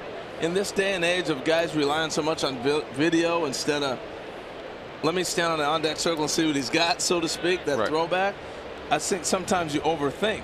And after watching pitch, come get it. Liner to left, and it bounces. Gamble picks it on a hop. That looked like it hung in the zone a little bit. That's what I got to Yeah, a little breaking ball. Yeah. And he went back to back. You know, he backed him up so the hitter can see that. But I was going to say. Perez is a good bad breaking ball hitter. Well, he jumped on that one. I was going to say that sinker, and they were probably expecting, when you look at radar gun velocity, you don't think most guys that throw a hard sinker are going to be mid-90. Right. So the base hits for the Rangers have come at the bottom of the order. Top of the order here, Delano to Shields.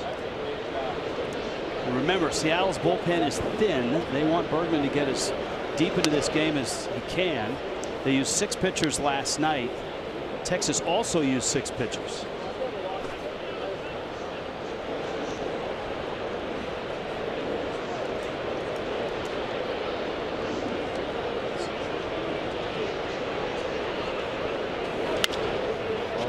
The looper, shallow right. Romine with the sun in his glasses makes the catch, and that's 2 outs. And here comes Shin-Soo Choo.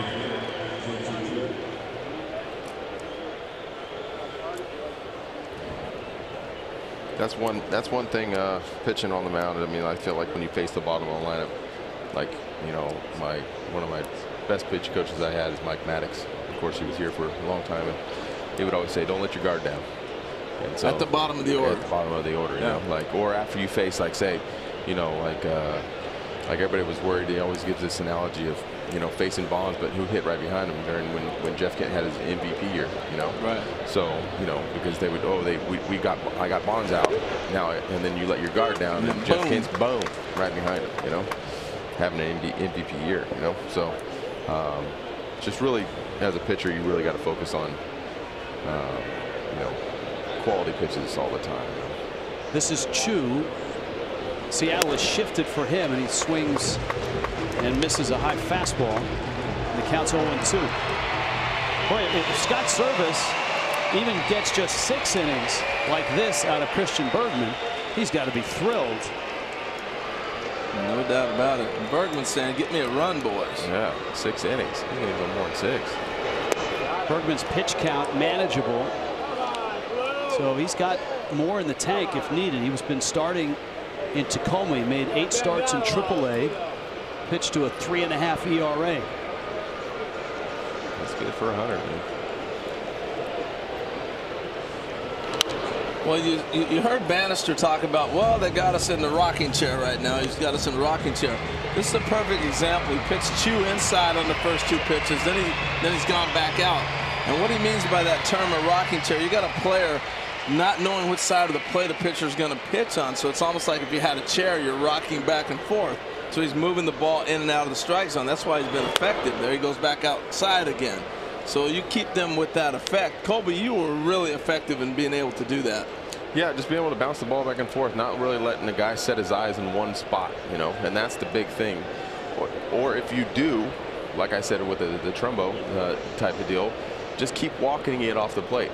You know, if he knows you're going to throw that certain pitch, just make it a little bit better than the last one. It doesn't have to be nasty. It doesn't have to be the perfect pitch. It just has to be a little bit better than the last one. Bergman there changing speed, striking out Choo, and he has limited the Rangers to just 2 hits.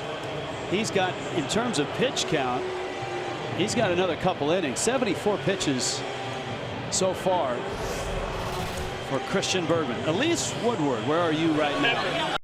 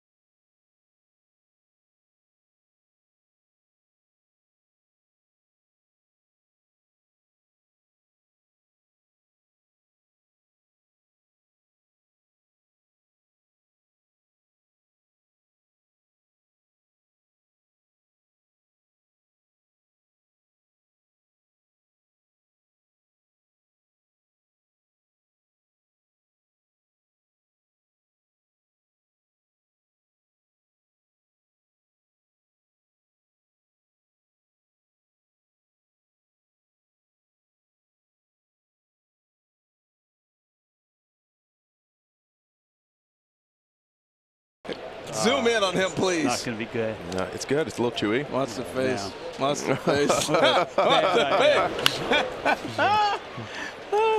Ground ball short.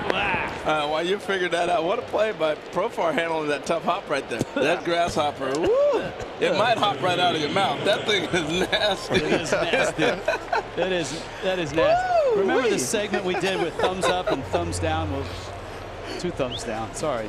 See, now I keep saying, not bad. Remember the Angels had the rally monkey back in the day, and everybody has those rally things. I'm saying get the rally grasshopper going. Right.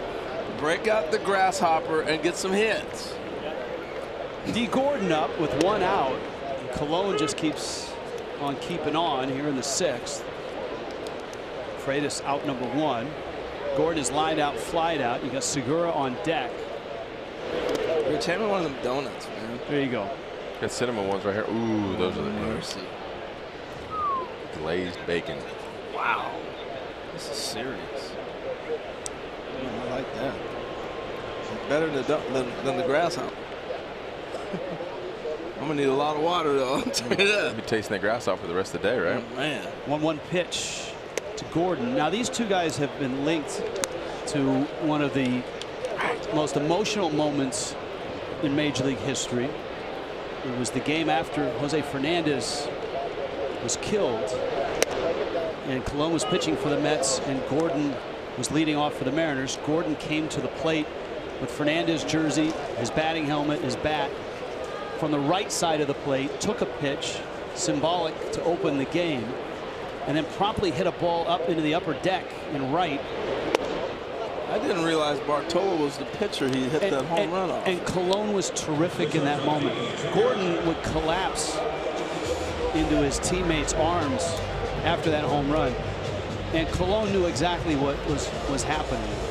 And so did the Mets. Terry Collins and the Mets in that moment were as classy as you could ask for. Gordon would collapse into his teammates' arms. Cologne would stay off the mound and let the moment happen. Yeah. Wow. It was, I mean, how was that for you calling that? Very hard. The whole game was very difficult. It's hard to watch a Major League game where players are openly weeping. Yeah. And here's the first pitch. You know, Gordon's got all of Jose's stuff, and then he turns around, and he doesn't hit many home runs. That's an amazing moment. Wow. I did not realize, you know, you get caught up in thinking about Jose and the whole moment. I didn't think about Bartolo was the pitcher. Yeah, well, look, as I said, the Mets were in that moment, in an extremely difficult moment, were very gracious, classy, and Cologne kind of set the tone for that. That one fouled back to the screen. It's amazing. And look, it's just amazing that this guy is not only still pitching at 44, but pitching well and getting outs. And Colby, you know, where would the Rangers rotation be without him? They supplemented their rotation with some veterans, Doug Fister, Mike Minor, and Cologne. He's pretty much been the guy that's been the most consistent in that rotation. Fister's kind of been on and off, you know. You know, he had to go a little brief DL stint. Minor's kind of, you know, hit and miss.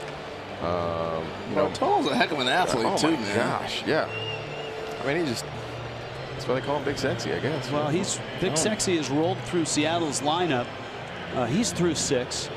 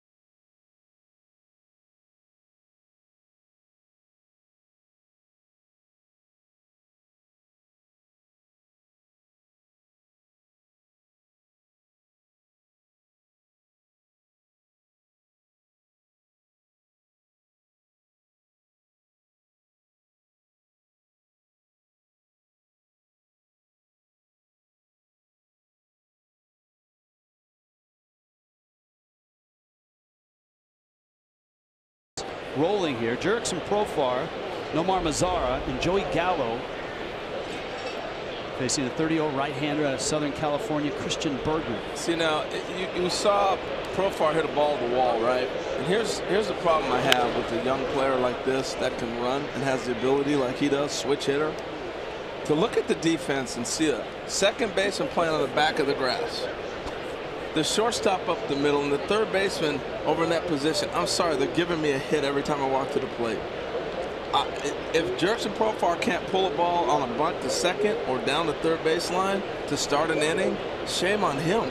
And then we've allowed this to happen in the game and think nothing of it because, wow, Jurickson Profar hit a home run every now and then.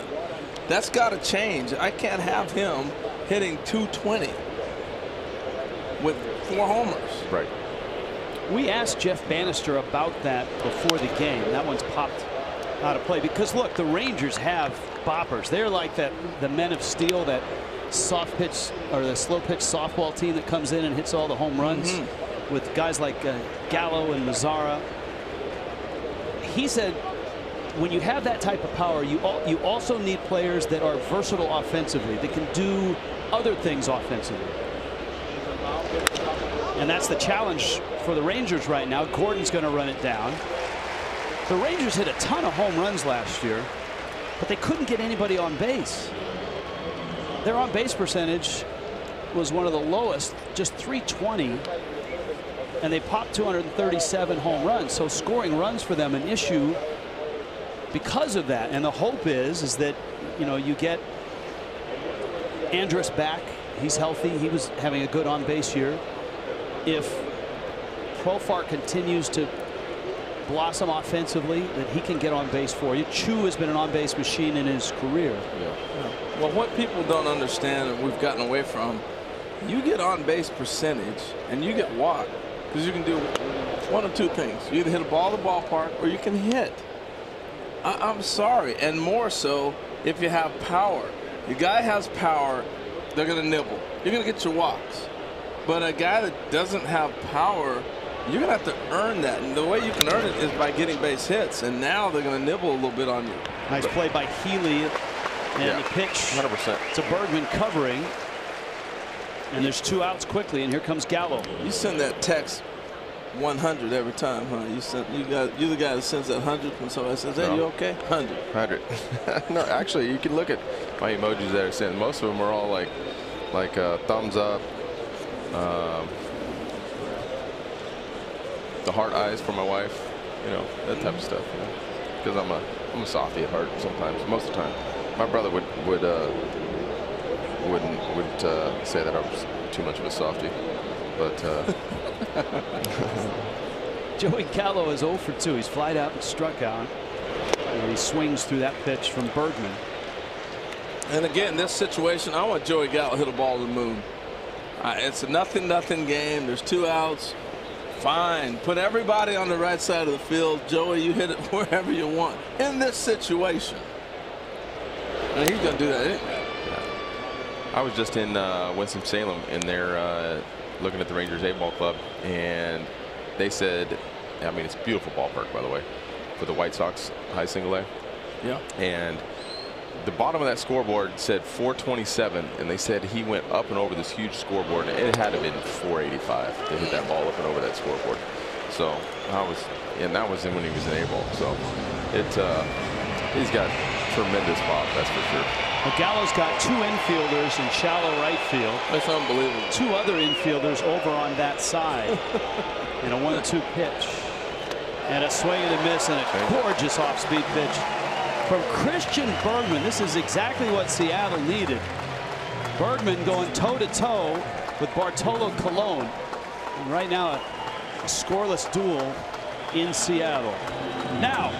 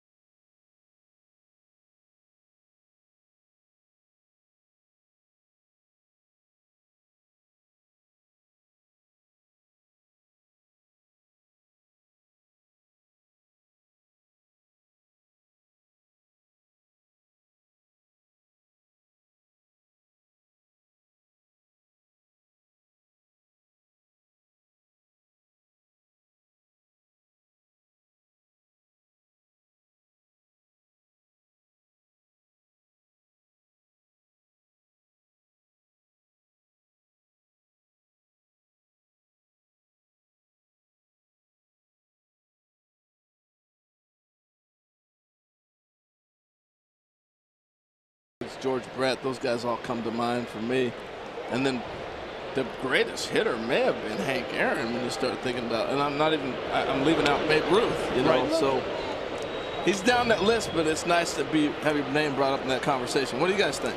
I mean, for me, actually getting to face the guy, it was probably definitely one of the toughest outs that every time I worried about it coming up to bat. So, yeah, I mean, for me in my era and right now, yes, right now. But in the past, like you said, Harold, there's so many more names that are out there, and he's definitely in that, you know, in that category, that top 10 category. What are you saying? Thinking like tough to get out, or are you thinking combination of power? Just a combination of powers, but you just didn't know what he was going to do. Like the more I faced him, I could see just by reading him that like he was going to try to cheat on me and try to lift and separate, and he'd hit balls. I mean, you saw his power, like when he wanted to hit a ball, and then situational wise, you knew that he was trying to go boom. I'm going to go left side of the infield here and use my speed to try to get on because I need to start an inning. All right, a couple things here. A scoreless game, bottom 7. Seager at the plate. Mitch Haniger, first leadoff man aboard for Seattle, single.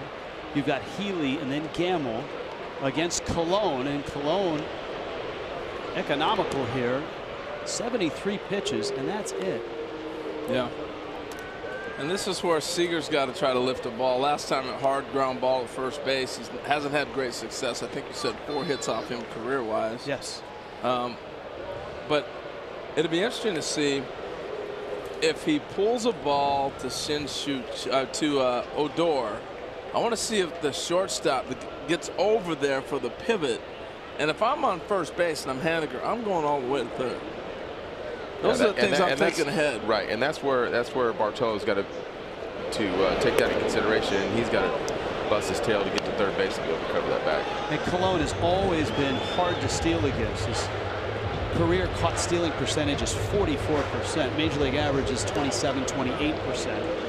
And lately, guys just haven't even tried running against him.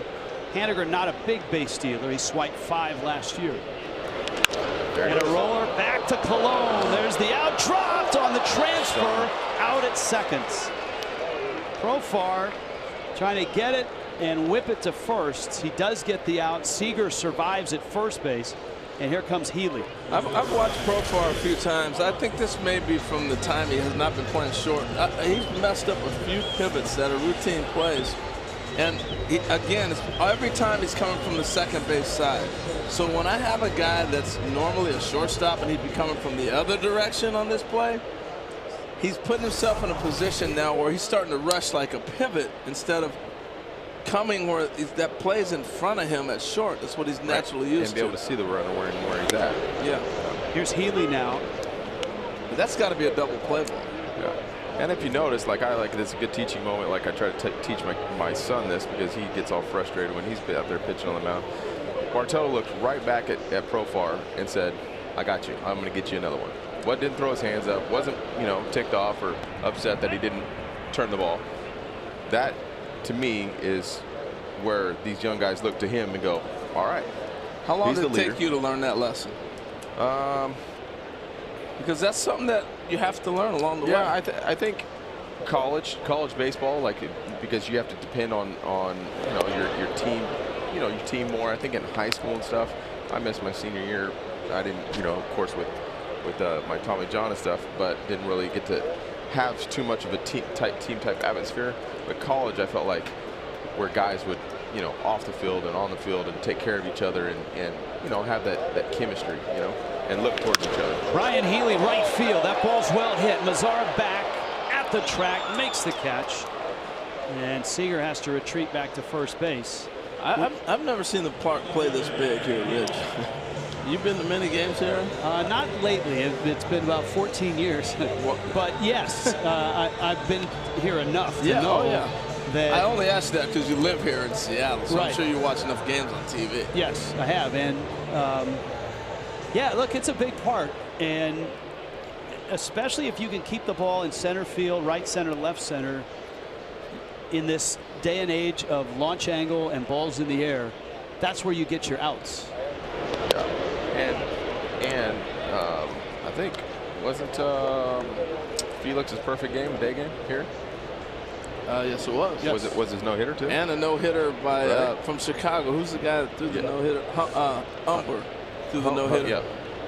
Philip? Day game. It was a day game. Yeah. Gamble, little roller. Drops it, picks it up, and tags Gamble out. And the big sexy has been all of that in this one for the Texas Rangers. Bartolo Colon, 7 shutout innings. The problem for the Rangers, Christian Bergman has matched him for the Mariners.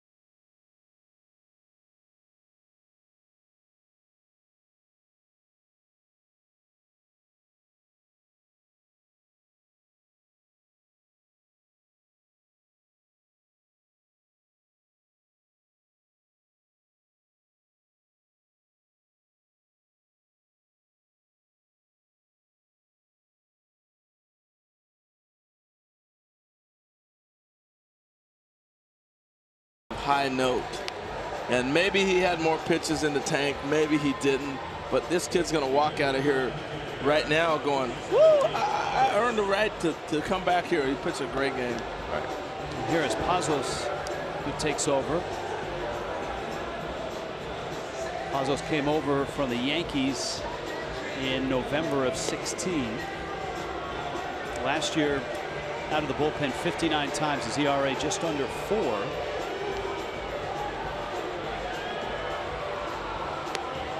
University of San Diego in the West Coast Conference. The Torero grew up in Arizona, and you can see Bergman right now, and a lot of fans on Facebook and in our social conversation impressed. A little caveman-ish right there.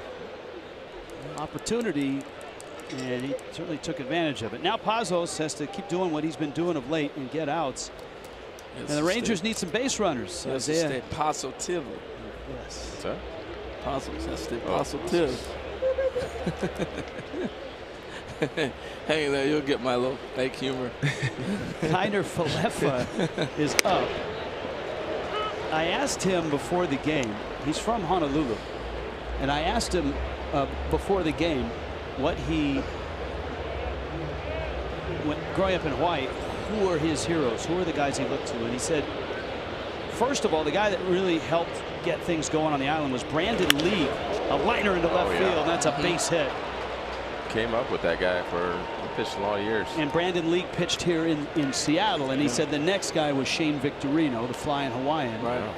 And of course, they followed that up with Kurt Suzuki and lately Colton Wong as well. And Marcus Mariota. Yeah. Just say it. That's right. You're an Oregon guy. Heisman Trophy winner. But they, you know, and talking to Jeff Bannister, he really likes this guy. He likes Falefa. He likes the energy he brings. He likes the versatility he's got. Well, it's a different look for this team. You know, we've got a bunch of left-handed hitters that are swinging for the fences, and he gives you just a different look and a different dynamic. A guy that you're not going to shift. Look at that, beautiful. Right by the mounds. This is exactly what I was talking about with Profar. That is wide open to a left-handed hitter. And Rougned Odor, I had a great conversation with him yesterday.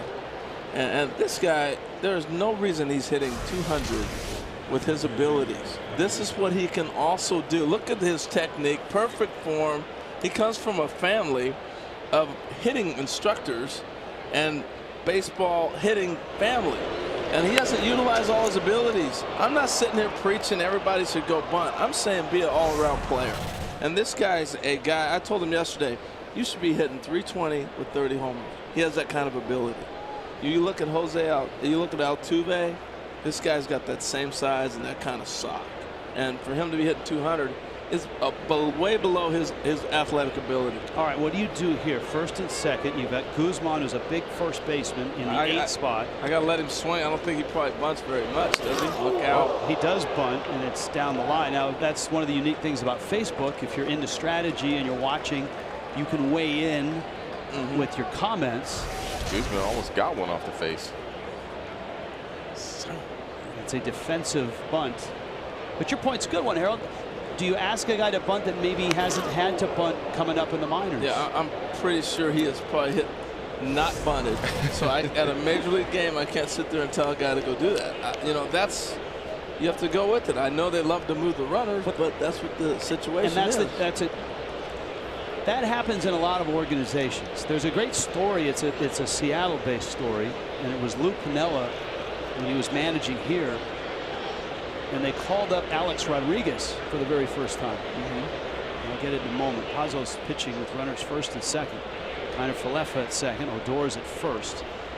Not bunting here. And in the meeting with the minor league people and with his coaching staff before Rodriguez was given a uniform and put in the lineup, Lou was asking about him, and he turned to one of the minor league guys and said, "Can he bunt?" And the guy looked at Lou and said, incredulously, he said, "Can he bunt? He's Alex Rodriguez. He's been hitting third." And Lou said, "He's not hitting third on my team. I got Junior, I got Buhner, I got Edgar. I need to know if he can bunt or not, so I can, if he needs to bunt, I can ask him to bunt." Yeah. I was in minor league ball in the Mariners system. That's a strikeout, by the way. Guzman going after that breaking ball. Very similar. We had 20 guys in the instructional league that basically ended up playing in the big leagues, and it was Alvin Davis, you know, Jim Presley, Phil Bradley, everybody. And these guys had power and everything else. And Veda Pence was our hitting coach, and we were going through bunt drills. And guys weren't getting bunts down. He was saying, in the big leagues, you will be required to move runners, and there may be certain situations you have to do it. You're not going to swing all the time. And he goes, "I got a guest instructor today who's going to come and teach you how to bunt." And we turn around, and it's Willie Stargell. And pops Willie Stargell walks in, and he starts talking to us about situational baseball, and he hops in the cage and starts dropping perfect bunts. And Veda's point was, this guy's a Hall of Fame home run hitter in the big leagues, and he can bunt if he's called on. You little jokers are going to figure out how to bunt. Yeah.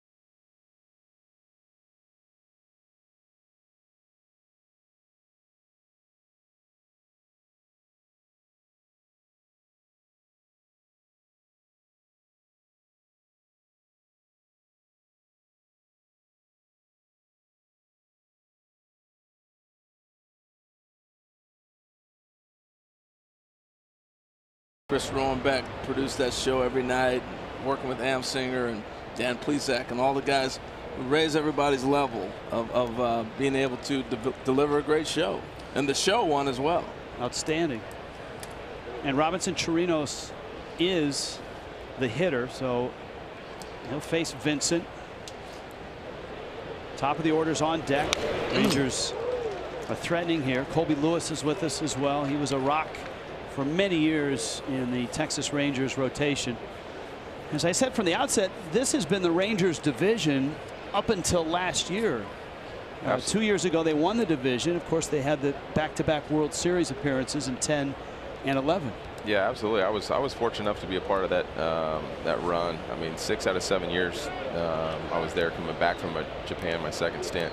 We went to the postseason, so it was just the club. I feel like it all originated from the clubhouse, having the right group of guys to be able to hold each other accountable, and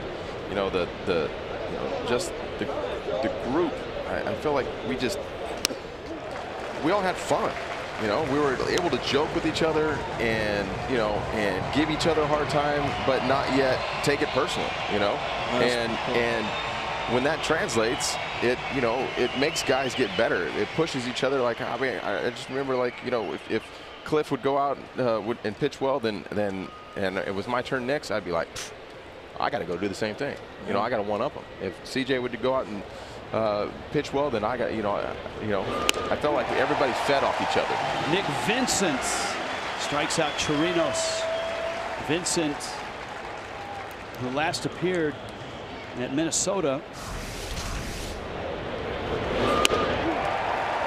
I remember a few years ago, the White Sox, before they went to the World Series team and made a run, was a club that had a bunch of slow sluggers, right? And they were base to base, and they changed that whole thing. They got rid of it, and pretty soon they became a World Series team. They made an adjustment. I think the Rangers have to make an adjustment if they ever want to win. DeShields into right field, and that's a base hit, and it's going to scoot to the corner. After it is Haniger. Coming across is Kiner Falefa. Odor will hold at third, and finally a run in the ball game. And it's Delano DeShields who delivers. That's a double and a 1-0 lead for Texas. DeShields been on fire, man. He's been playing great baseball. Takes this ball and just shoots it the other way. Pretty swing. What a finish. Stay right through that. But Haniger made a great play cutting that ball off. That ball gets by. It's 2 outs. Odor's scoring. Oh, yeah. It's a great play right there, and gets it back in quick. Now you've got runners second and third. The shift is on for Chu, but it's not as severe as it has been because you've got a runner at second and a runner at third. So there's a hole up the middle to the right of second base. That makes a big difference. And I remember coming to the plate, I'd look around and see how the defense played me. And a lot of times they tell you how they're going to pitch you based on where they're positioning you. And to walk up there for Chu right now to see that nice gaping hole in the middle, that's got to be a luxury to him. 0-1. And Chu takes in. Shin-Soo Choo is 0 for 3, but he's got company on both sides. Hits have been hard to find here. Christian Bergman, 7 shutout innings. Bartolo Colon, 7 shutout innings. Texas has scored against Seattle's bullpen here. Seattle, I might look for a cheap out. In that you got a catcher, you got a guy that's going to pull the ball, but I'm throwing the ball away from him, and I might have Seager. He's moving closer to the bag now. Try to get a little backdoor play on Odor, who's creeping down the line, and maybe get a cheap out. So what do you guys think about the now that he runs out there with the mound visits? You get 6 a game. Get extra innings. Obviously, you're going to get another. What do you think about it? I talked to an umpiring crew 2 weeks ago in Arizona and asked them how they have felt it's gone. And to a man, that 4-man crew said it feels like the players have bought into the pace of play with the mound visits, working quickly on the mound, and they were pretty pleased with the way the players have reacted. Were you a pitcher that liked people come to the mound? I mean, only like the later in my career. I mean, I remember telling Broquel a couple years ago, like, what took you so long to get out here? You know, like, I was out there scuffling, had a 10-pitch at bat. You know, like, all I want you to do is come out here and give me a little breather and then walk back in. That's all I needed, you know? So early in my career, but I needed somebody telling me, like, hey, your head's going here, you know, you're getting too quick here, or whatever it is. Or slow yourself down, you know? Chew after a fastball there. Count 2-2. But that was my big deal. All right, Matt wants to know how come Odor couldn't score from first on that double. Let's see what the 2-2 pitch brings. Well, he ran hard the whole way. That was just a great play by Haniger. That's a pop-up and should be playable. Seager and Freitas, and it's Seager who makes the catch. And the damage is limited to a run, but for the Rangers in a game like this, a run is enormous. Well, Matt, the reason I was saying Odor was going hard on that play. There's 2 outs. Ball's hit down in the corner. He knows that he's running on the ball hit. Mitch Haniger made a fantastic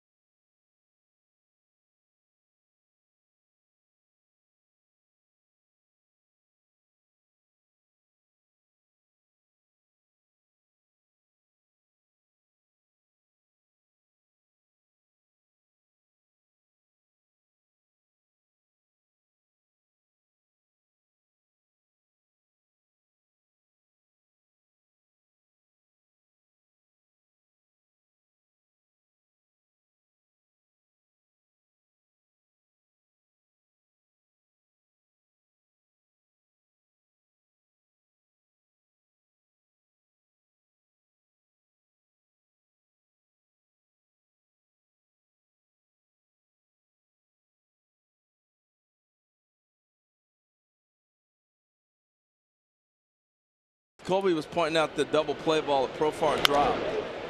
First pitch swinging.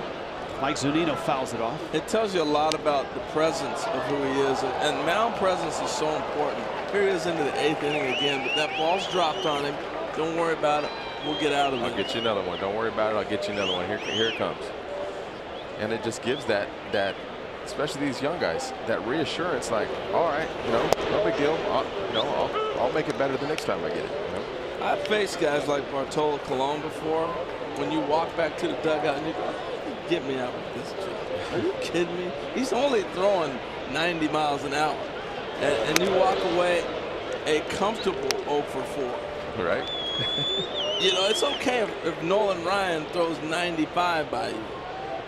Here's the thing that impresses me among all the things that Colon has done. He was awful last year. His ERA was 6.5. Zunino whacks it foul. And that was in Atlanta and in Minnesota.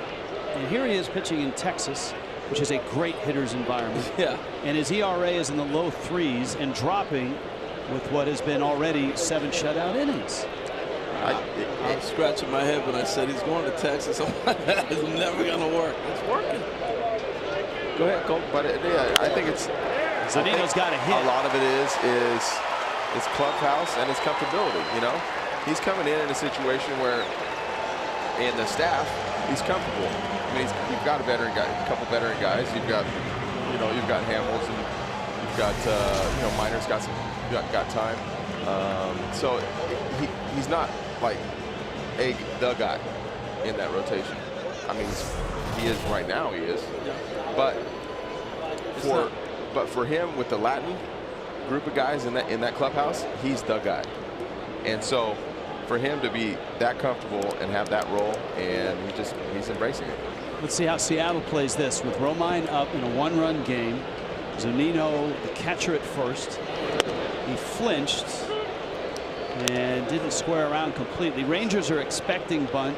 Kiner Falefa is a good 15-20 feet on the grass at third. Rangers bullpen is up. Leclerc and Diekman, a righty and a lefty. See, in this situation, a lot of times you would get the chance to swing at that first pitch. You're looking for it because Bartolo's not going to trick you if you want to bunt. But you get that first pitch to swing, and then you can drop the bunt down. But they don't like to bunt a whole lot here in Seattle. They like to swing the bats. You're down a run right here.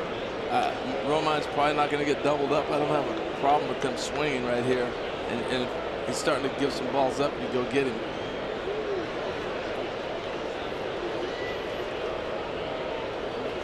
Not bunting, and wow, that was a wake-up call for the youngster at third. Kiner Falefa started about 20 feet on the grass and crept in even more. Yeah. And Romine swung away and lined it foul on his side of the diamond. But you got to know your opponent. I mean, I sat here and said he ain't bunting. They got to know that. And you don't have to be that close to get a force out. And if Romine is able to keep that ball fair, it's a double and maybe possibly a run.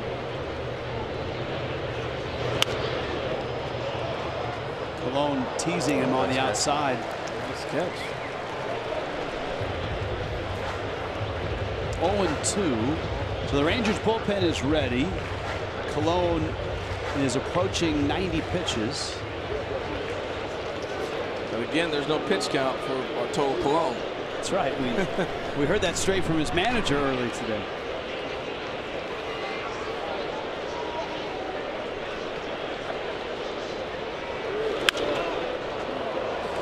These swings are, I'm thinking either 5-4-3 or 6-4-3. He's going to beat something into the ground. He's going to try to shoot that little hole right there in between them. The other thing that's so great with Bartolo, he's given us on 4 pitches 4 different deliveries. He's holding. He went quick. You know, he's not worried about throwing a strike. He knows he can do that. He's got 4 more pitches to throw a strike if he needs to. Right. But he's holding that runner and keeping him close. Watch him mix the deliveries on us now. He's holding a little bit longer. Goes back inside. Right back. He lived on the outside the hole at bat, comes in and gets the strikeout. And there's 1 out. It's beautiful. This is pitching. This is the artistry of pitching. Now, I know we're in the times of watching radar guns and seeing somebody light it up at 95 or 100. But this guy, that was a clinic right there. Ride back. He starts at like inner hip. Lets that ball work back over the inside plate. I used to call that the devastator. I don't know what you guys call that as pitchers, but that was devastating. That ball starts at you, you think it's going to hit you, you jump back, and so you know it's a strike. But I love what Bartolo's doing here, Rich. I mean, he's controlling the running game. He's giving everybody a look. He's mixing it up. This is not a great spot in Seattle's lineup to really get something started in terms of putting the game in motion. You got Zunino, a catcher, who's the DH. He's at first. This is Freitas, who is catching. He takes a fastball for a strike. Here's the last thing I'm going to hammer home real quick, okay? Because we're into this whole wins don't matter. Bartolo's pitching to win right now. He knows this is his last inning. He is doing everything that he has in the tank and in his arsenal to make sure I'm not giving up. I got a 1-0 lead. I'm walking out here with my W. Oh yeah, definitely. My little key to myself, I'd always tell myself, blow your lid, man. This is it. You know, you're at 91 pitches. This is going to be it for you. This is going to be your last inning. This has got to be your best stuff. This guy will be 45 years old on the 24th of this month. Wow. You're shaking your head, Rich. It's amazing, having watched him all these years, to see a guy come out here and feature, you know, different release points, mostly 2-seamers. 1-1. Freitas fouls it out of play. Freitas is a guy that's been able to get backup innings behind Zunino. Here's a guy who grew up in the Sacramento area and ended up playing at the University of Hawaii and has banged around 6 different organizations. He's 29.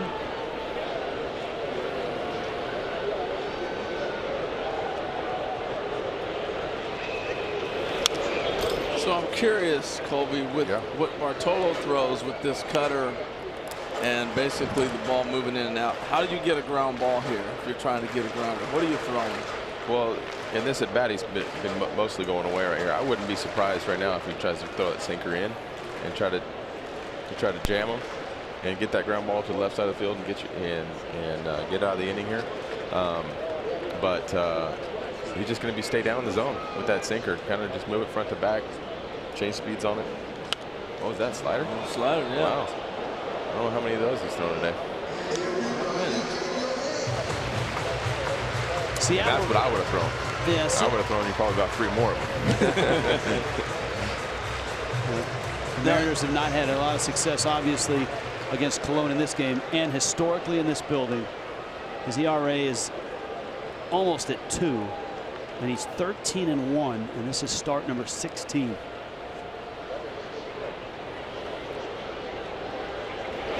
Breaking ball, Freitas to left. Gallo is there, and he makes the catch, and that's the second out. So he comes back. 2 sliders in a row. He comes back with a slider right there. Is he trying to get a ground ball? Is he trying to get a strikeout? Or is he trying to get a ball in the air? I mean, if he walks off the plate another 3-4 more inches, I think it's a ground ball. Okay. I mean, it was just enough to where he can get the bat underneath of it and elevate, get the fly ball out Leave of it. him in, Bannister. Leave him in. Well, the one thing. Leave him in, Bannister. Here's one thing to consider. The best numbers against Cologne for Seattle are on deck, and that's D. Gordon. So Gordon is the hitter. 14 hits in 37 at bats. The Big Sexy exits. I feel like standing up and cheering. That was a clinic. I got goosebumps, man. This stuff's awesome.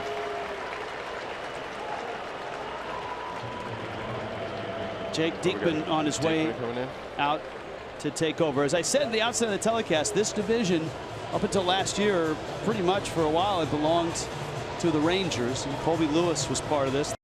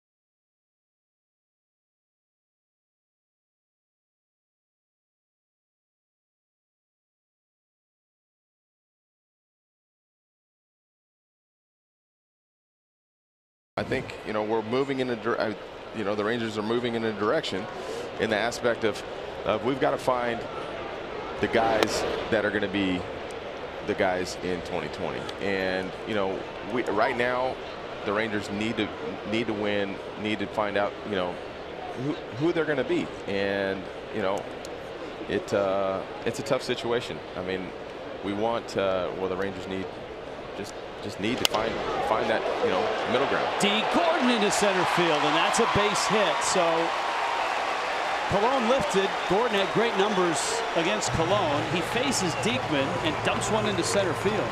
Yeah, it's just the Rangers. I just don't know.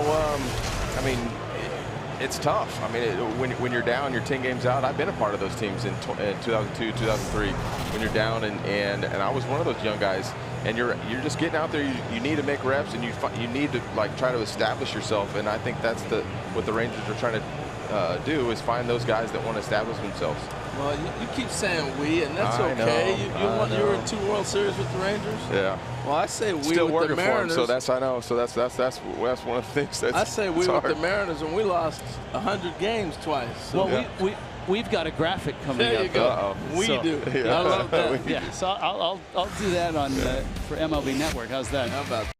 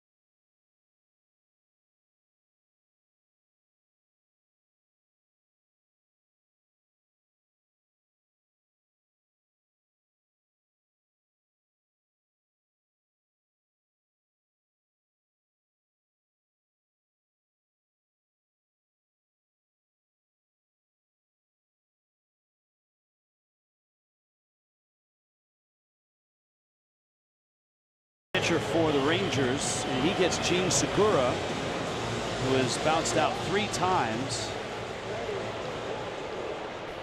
Well, the great thing about baseball is second guessing. That's why people have jobs. That's why you love the game of baseball. I was wondering.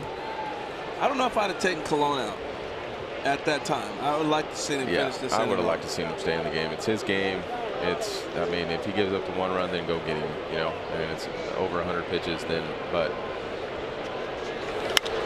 ball in the air. Pop up.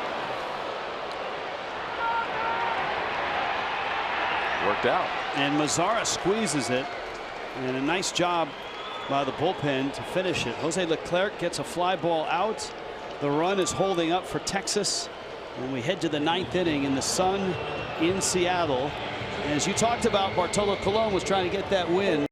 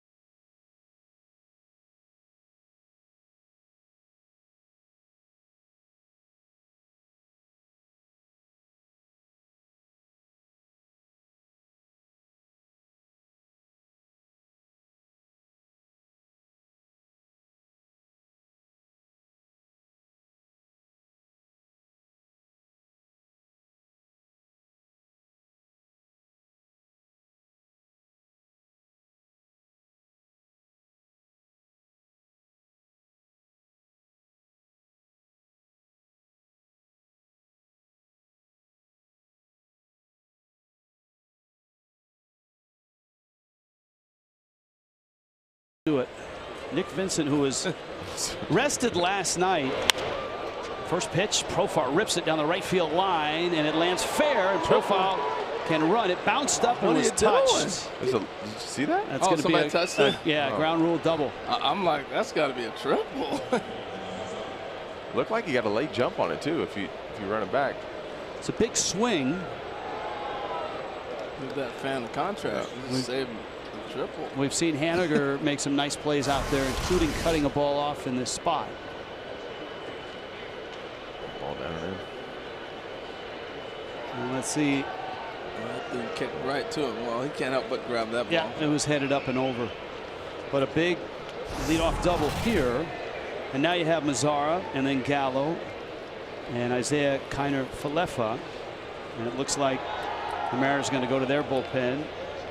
Mark Zepchinski, a lefty specialist, will come in to face Mazzara. This actually sets up a situation that we talked to Jeff Bannister about, and that is with a line.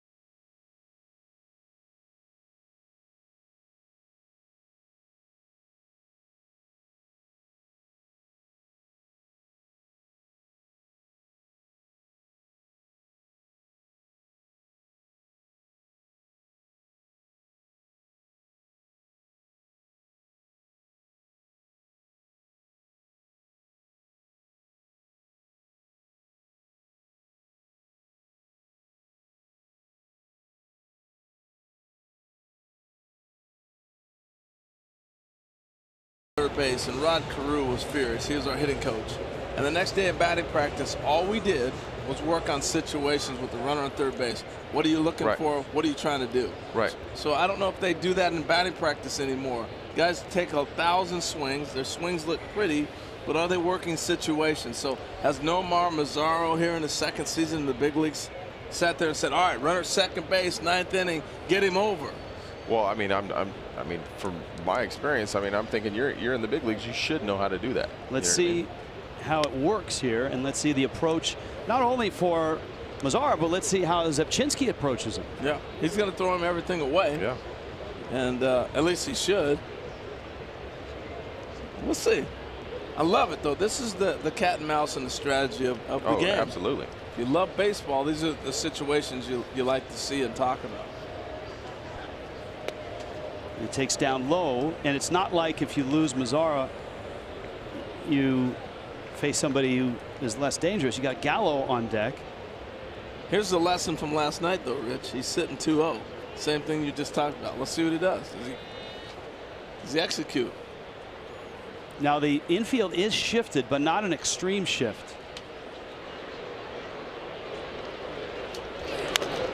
He was in launch mode, Harold, but he was in launch mode to really pull the ball. Yeah, he spun on that back. Count. He spun on that back foot. Yeah. And the pop-up last night was in foul ground to third base on the left side. Yeah, you remember it's a 1-0 lead too, and you don't. I still think you're in the middle of your order, and these guys are not. They're not. I don't think they're trained to move a runner. They just don't. It's the 9th, though. I understand. I totally agree. I'm just saying. Mazzara 0 for 8 in his career against Zipchinski, who has been a lefty specialist and has had somewhat of a down season. Breaking ball popped in the air and out of play. Now all bets are off here with 2 strikes. Well, and that's still a 2-1 pitch that he can be trying to pull, and he's not. Now here's what I used to do when I was on defense. I'd be yelling right now, "We need a strikeout right here," because this is a situation you want him punched out. I don't want him putting the ball in play. Punch him out. And I think he's got a chance to strike out all the way through the order. I'm looking at if he gets Mazzara, then he's got Gallo next, and he's got a chance to get to a situation, skip him, and then get Odor. Yeah. 2-2 from Zipchinski. And he got him down and in. Sinker down there. And he struck him out. And Harold, there's your strikeout. There it is. So he's got a chance now. If I'm looking down the lineup, if I'm here, you got Gallo now. You're looking to try to punch him out. Fella, I'm going to go ahead and just walk. No problem. And then I'm going after Odor. So I got the 3 lefties I brought my left-hander in for to get me out of the inning. That's what I think Service would be thinking. Gallo, who homered opposite field last night, outfield pretty much straight up. And the infields, remember, we've seen 4 infielders on the right side for Gallo, but with a runner at second, you have to keep Seager anchored close to third in case Profar runs. And Segura finds himself on the third base side of second. See, defensively for me, I would have Segura playing deeper and maybe shift it over. I want to knock that ground ball down. He's not going to run with the left-handed hitter right here. And of course, Segura is close to second. He's got to keep Profar close. Right. So the runner changes the entire shift. But there we go. I'm taking my chances and saying Profar's not going to steal this bag. And he just shifted over to the first base side. And Gallo fooled by Zipchinski. Not a very good swing there, but.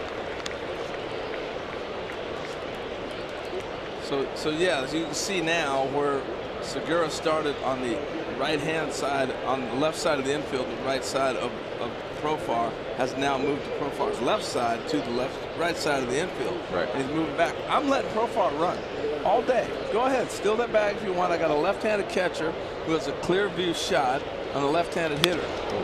And now you got a chance to get a K. You got 2 strikes. Yeah. Go for that punch out again.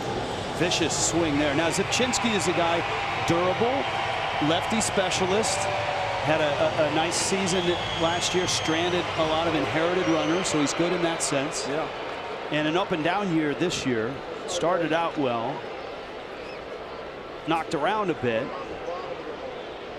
but then had a nice stretch, and lately has been hit a bit.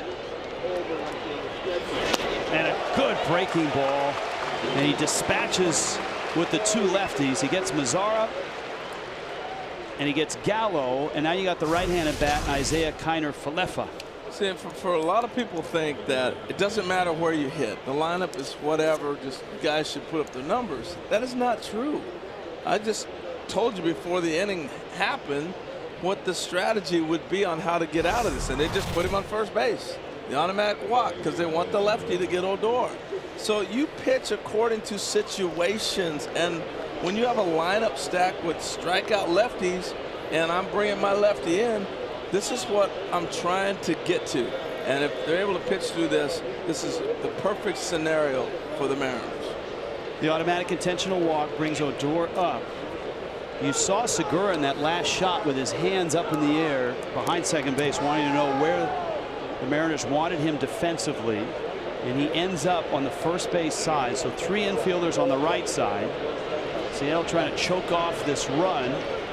Texas looking for insurance, and another big swing and a miss by a lefty bat against Zipchinski. This is ugly. It really is. I mean, they have not had good swings. Leadoff double, and you got the 3 lefties, and it's okay. I mean, they have not had good swings. I don't know what it is. Maybe they're just trying to do too much with it, or what. But Colby's just sinking in his chair like, yeah, Lee.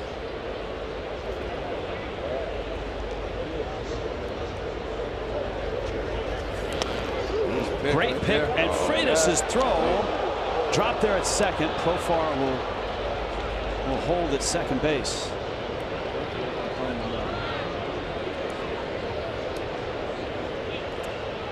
And the count, a ball and a strike. Here's a look. Profar in time, and then the ball squirted loose.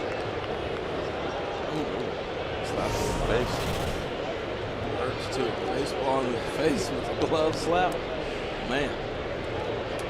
But even if he falls behind with Odor, you got another left-hander on deck, and you got open base. So we'll see. 1-1. I hate to be doom and gloom, but I'm just pointing out how the game is played. Oh, no. You know, there's no doubt that the loss of Beltre and the loss of Andrus somewhat exposes these left-handed bats. No doubt. It kills what Bannister can do in trying to mix guys up to protect the left-handed moves. So there's 2 outs. It's been breaking balls. That's what got the first 2 lefty bats, Mazzara and Gallo. Let's see if he goes with it here on 1 and 2 to Odor. Breaking ball hit hard to first. Healy dropped it, and he's not going to get any outs. Profar, remember, last night scored all the way from second on a play at first base. But Healy did a nice job once he recovered to make sure Profar stopped at third. And now the bags are loaded, and you got another lefty bat coming up to face Zepchinski. Yeah, and that's okay. This is a tough. He just didn't have the ball. He fields it, and he thinks it's in there. What? Sometimes with a first baseman's glove, that glove is so big that you lose the ball, and sometimes you have it, you don't know it, and other times you don't have it, and you think you do, and that's what happened with Ryan right there. Mel Stottlemyre Jr. is out to talk to Zepchinski. So here's the play from last night that we were talking about. It's going to be a ground ball to first base, and Diaz, the pitcher, doesn't get over. Profar's on second base. And the flip, I was talking to Profar about this. He continued on and scores here. And Ross Jerkson, I asked him, when did you decide to run on this play? And he said, as soon as I saw the pitcher continue to take steps after he caught the ball first, he determined in his mind he was going to go and was going to take a perfect throw to get him. So immediately, lesson learned. Today they came up looking for him to run. And it should be noted, Scott Service felt there was obstruction by the runner after he was out at second, and came out and argued that hoping to get the call and erase the run. In fact, and said he was ejected from the game. Now, oh man, you got to take that. Guzman, who is 0 for 3. Bags are loaded. Texas hitting with a 1-0 lead, trying for a series split on this mini 2-game set in Seattle.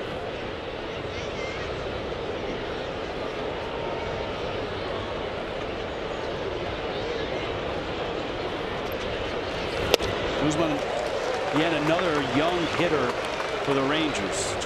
He's done really well throwing that sinker in and that slider down off. Well, and it's just, you know, I mean, it's just like a recipe for getting lefties out right now. We got a foul ball from Mazzara and a ball hit by Odor. Other than that, he's thrown, what, 10 swings and misses to this trio of guys? Now 4 guys. Guzman fouls it off. Bags are loaded. It all started with the Profar double. Zepchinski came in to face the lefties. He struck out Mazzara. He struck out Gallo. He walked Kiner Falefa, righty bat, and then Odor's ball dropped by Healy. It was Healy's first error of the season. And here is Guzman. Let's see if Zepchinski leans on that breaking ball. And got him out in the first 2 outs. There it was, and an outstanding job by Freitas to wrestle it and keep it around the plate. Counts 2 balls, 2 strikes. Tough pitch. That ball's going to bounce back the other way. Does a great job of squaring his body up. Oftentimes you see some catchers just get a glove out there. He squared his whole body, knowing this gets by. I got Profar there. He's coming. The way the left-handers have been struggling, you're going to try to take that extra base. 2-2, swing and a miss. That's a live ball with 2 outs, and a run will score. Runner coming home. Healy's throw, and they score 2 runs on a strikeout. And the Rangers add 2. Unbelievable. Yeah, you got to know they're going to be aggressive, and just saying the catcher blocked that ball, knowing you got Profar there. He's got to realize that ball's so slow back to the wall that he cannot throw that to first. And remember what Bannister told us about Isaiah Kiner-Falefa. He loves the way the kid plays the game. He's at second base in this spot, similar to Profar last night. It's the most exciting play, I think, in baseball. This pass ball, I used to love it, to be at second base. Now, he's got to hold the ball there. You got to know that is a long throw. You're not going to have a play. And he let a guy walk right in the back door. He knows it as soon as he threw the ball. As soon as he threw the ball. But that play's made from second base. Your guy, Rich, flying. Yeah, it's going to be a pass ball. Zepchinski strikes out 3 lefties, but the Rangers add 2 runs. And, you know, as Jeff Bannister told us, it's great to have mashers and guys that can hit the ball 500 feet, but you also need guys that can run, create stuff on their own, and this inning is a pretty good example of that. And I think you see it.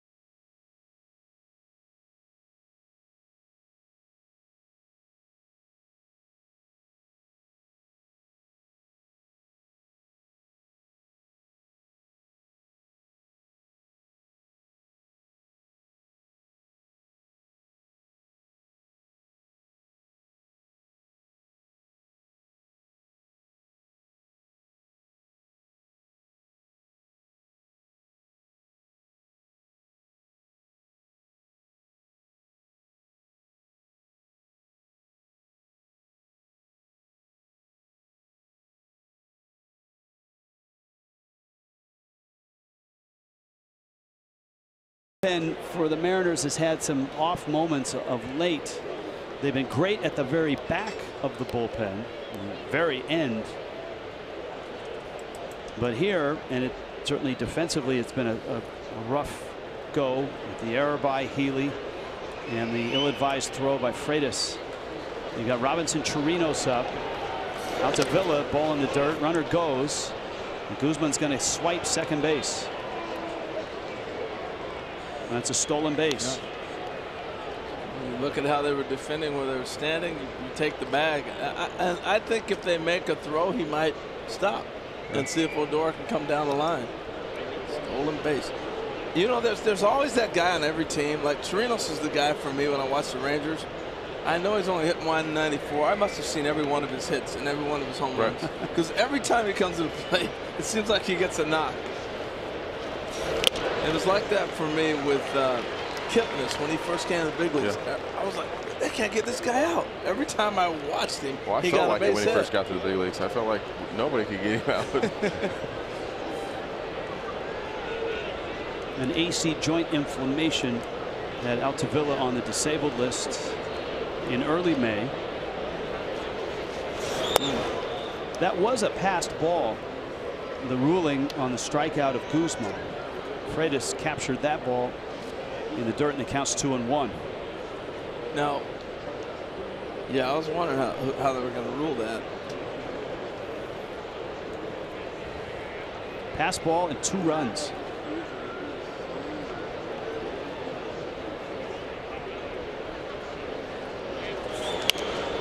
balls in the air. And you know, look, we've talked about, and especially on MLB Network with Brian Kenny and Mark Simon of ESPN, late of ESPN, now of Baseball Info Solutions and The Athletic, how you measure defense with errors, but a much more detailed grading. For Freitas, there's 2 errors in that. There's the pass ball, and then there's the error of throwing the ball to first, which is not an error, but it is. It's a misplay. Yeah. And that comes from reps, and I mean it does. I mean, it's just baseball awareness, you know, and that's what you know, at any level you try to teach, and then but most of the time you can't teach it. You just got to experience it and go through it, you know. Well, I mean, you have wins and you have losses and you have rewards and you don't. And if you start taking away errors, that's what Brian Kenny's been preaching. Then how do you reward a guy if he makes a nice play? You make a mistake, you get dinged for it. Yeah. That's part of the game. Go ahead, Rich. Chirinos down to first, and here comes DeShields. Started all right. Yeah. Really, the last half inning, that bullet he hit down the line, they batted around. Then he's back up. That was a bullet he hit for the double in the corner. And you thought at that time, or a couple innings ago, when Haniger cut the ball off, the Mariners had a shot. It was a 1-0 game. It's a big play. Now it's turn to the catcher throw. Scott Service told us today in our meeting with him that the focus on Cano, is rightfully so, is, hey, how do you replace him in the field, how you replace him at second. And to Harold's point early in the telecast, he said our bullpen has to be a little bit better. Other areas of the game have to tighten up for us to weather that storm, for us to keep pushing on without him. It can't be, hey, D. Gordon's going to hit 350 and we're going to find somebody to play center field. It's got to be our rotation, which should get better with Iwakuma coming back if it's late June or early July, and our bullpen all have to get better. Yeah, we had an injury to Ken Griffey Jr. and Jim Lefebvre had a team meeting, and he walked in with all these papers, and we're like, oh, what's he going to talk about? He called it Sermon on the Mound. And, you know, I'll never forget it. And he just said, just give me a little bit more each guy. You know, he's not sitting there saying, Colby, go give me 10 wins when all I need from you is 5. Go give me 5 more. No, just give me 1 more win. Right. You know, so that's kind of how he had phrased that, and I'll never forget that. It's very important. Good at bat here by DeShields. Counts even at 2-2. Delino busted a hamate bone. That's a hitter's nightmare. It's a bone in your hand. Was on the disabled list for 3 weeks. Had a really nice year last year and hoping to follow that up this year. Yeah, he's a great example of playing time. And this is what you hope as the Rangers. You're getting all these young guys to play right now. They walk away with the experience and also putting up the numbers. Right. So you know who your guys are. And this good at bat continues. Runners in motion here. Bags loaded. Full count. 2 outs. Here it is. 3-2. 2 out. Top line. 2 runs across and a 3-0 Texas lead. Foul ball. You realize most of the time 3-2 is when you foul back. It's crazy. There it is. It's unbelievable. That's one of those truisms in baseball that I was told a long time ago, and it almost holds true all the time. 3-2 in a situation that seems like it's always fouled off. That was perfect timing. Man, I'm feeling good today. They're backing up what I'm saying. That's pretty good stuff. Thank you, Delino. Better go hit the casino. I was going to say, are you headed back to Secaucus or south to Las Vegas? 3-2 again. Runners move. There's another foul. And that one's fouled off. There's another thing I learned. I'm watching Guzman take off. I learned this. I'm going to score from second on a base hit anyway. I don't want to distract from DeShields here by running. So you get a bigger lead. They're not going to hold you. Look where the infielders are playing. They're spread out.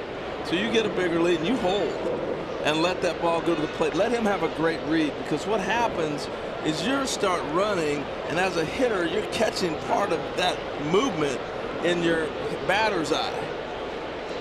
That's something I learned later. Oh, up and in, and the Rangers have another run. And Seattle's bullpen, not helped at all by their defense, is now starting to buckle.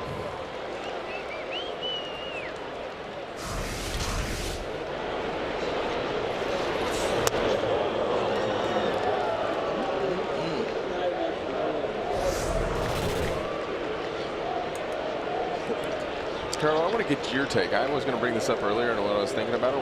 What is going on with the cheek guards? That's, I talked to Mike Trout about it. I called Mike and asked him about the cheek guard. He said, well, obviously he got hit in the head in spring training. Right. And he said that the velocity of these pitchers now, and so many guys pitching inside and not really commanding the inside, he went to the guard, and I think a lot of guys now, you see it all over the big leagues.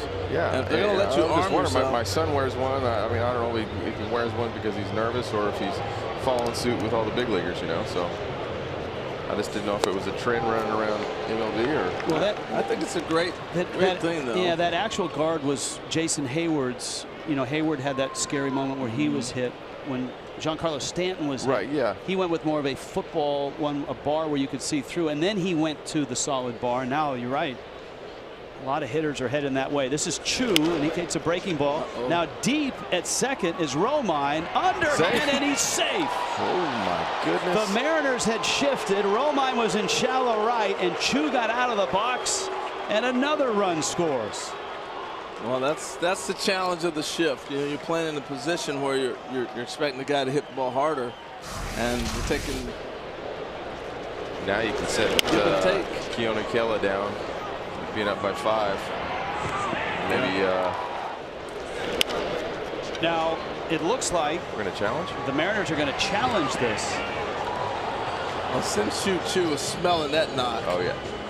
Let's see if he gets that foot down before that ball gets there. Oh, yes. That's easy. He's in. Oh, yeah. It's going to be a base hit. This is one of those, we got a challenge, we may as well just ask. Maybe somebody will mess up. Right. Maybe they won't see it back east. But see, guys, here's the frustration I think sometimes with replay. For a fan, and we're fans, we just saw it. And clearly, he's safe. And they just ended the review. Yeah. So just get it done quick. Yeah, and they did. And that I think that was the the frustrating thing that we were talking about, the time of play earlier. And I think when the instant replay started and the amount of how long it took, I think now that players are starting to see how quick that some of the replays are getting. Yeah. And and the pace of play is speeding up. Because for me, if you're going to incorporate mound visits, then the replays need to be faster. Well, and the pitch clock's coming, boys. The pitch clock is coming. They have it down in the minor leagues. But like I would tell, when I talk to those young guys down there, for me, you have a 20 seconds in between each pitch is what they're given. So if you're not ready to pitch, get on the mound, get set. Right when you toe the rubber, it resets. And then take your foot off. If you need a couple extra seconds, then get back on the mound. So they're allowing these guys to, they're pushing these guys in the aspect of we need the pace of play to speed up, but there's still ways around it. There's still gray area to where you can get on the mound and then step off. Ball down to first. Now Harold is a second baseman. Romine had to come a long way. He was in that middle ground of, do you underhand it? If you try to throw it, you're close. You may throw it by the first baseman. Yeah, that's a tough play. You can shovel that one out of the glove or do what he tried to do. I think if you try to transfer, the challenge is you're on a dead sprint. Yeah. So when you're on a dead sprint like that, for me, when there was runners on, you're going to be scoring runs. End of the bat, squirts out to second. Segura gets the out. Big inning for a team that has had trouble scoring runs and getting hits with runners in scoring position. The Rangers don't do it the, I guess, the normal way. They take a wild pitch that scores a couple. This error opened the door.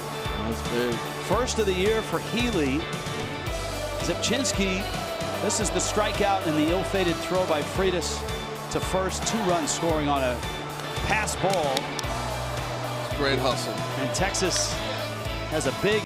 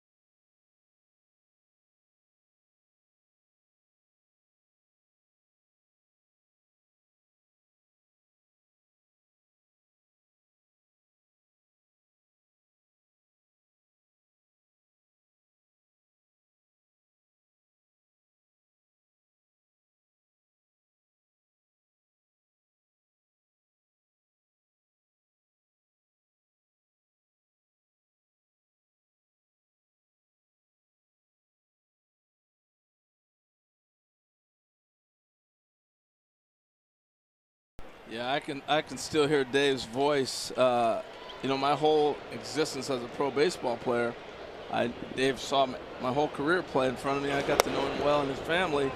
You know, the thing about play-by-play announcers and people that broadcast on radio and TV, they're the soundtrack for the summer. And those are the guys that bring you into that team. The one thing I will say about Dave Niehaus, in a game like this, where you're down 5 in the 9th, he would make you think you were going to win. If I'm listening to a Mariner game, they're coming back, man, because Dave's sitting there going, here comes Haniger, the Mariners are going to get something going here. Let's see what we got. Yeah. You know, and it makes you feel like they're going to win.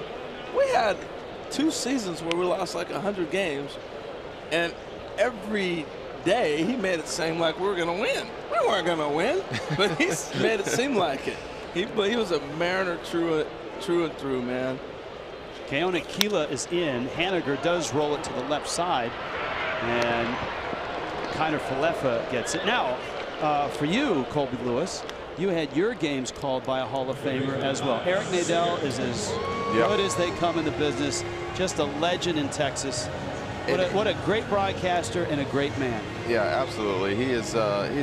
He's a guy that comes to the clubhouse and relates really well. I mean, when you have a type of guy like that has seen so much baseball, and you're able to just kind of talk to him and just in you know, about different situations in the game and get his feedback and be like, oh well, this in 1986 I saw this or whatever. You know what I mean? Like it's just it's a huge asset, I think, you know, to be able to have him around, pick his brain when you want to, you know. So but yeah, I think, and another thing I want to say is like my wife, it's like to be able to have those voices. Like she wasn't a baseball person before she met me, and then like now she can't have in the summertime or when I'm gone or even when I'm home, can't have the TV on without having a baseball game on. There's Eric, you know, on the right there in the blue shirt. Yeah. So and hearing the background of baseball and just hearing the voices of baseball, and I think it's just I just think it's cool to have guys like that. So. Seager up right now, counts 2-1. Keone Kela at the back end of the bullpen hasn't had a lot of opportunities to save ball games. This certainly isn't one of those, but he's here to get some work right now. What do you see in this young hard-throwing Ranger right-hander? And he's a local kid, not to Texas. He's a local kid here. Yeah. Chief Sealth High School and then Everett Community College. Yeah. Yeah, Key's come a long way. He's come from, you know, being in situations where you know, he didn't know what role he was going to be in, you know, last couple of years, and now he's put himself in, you know, into that role that he's kind of taken over in. You know, Claudio was, you know, that had that role last year a little bit, you know, coming in from the left side, but he's getting the nod now, and he's doing a good job doing it. You tried to quick pitch him right there. Oh, yeah. Did you see that? Little bull rush. 3-2. Seager hits a drive to right. That's deep, and that's going a long, long ways. Kyle Seager with a towering homer. Seattle's on the board. And it's 5-1, and that's the importance of that big inning in the 9th, and the miscues and errors by Seattle. Yep. And it's also good for Seattle right there for Seager to get a good swing on a ball, you know, especially like we've been talking about with Kenobi and down. I mean, he's going to be a huge part of that lineup. Well, also, you know, he tried to quick pitch you, then you hit a home run. You said, quick pitch that. You know? Yeah. But he also knows, hey, 3-2, this situation, 5-0, I'm getting a heater. Yeah. He touched it off, man. That's beautiful.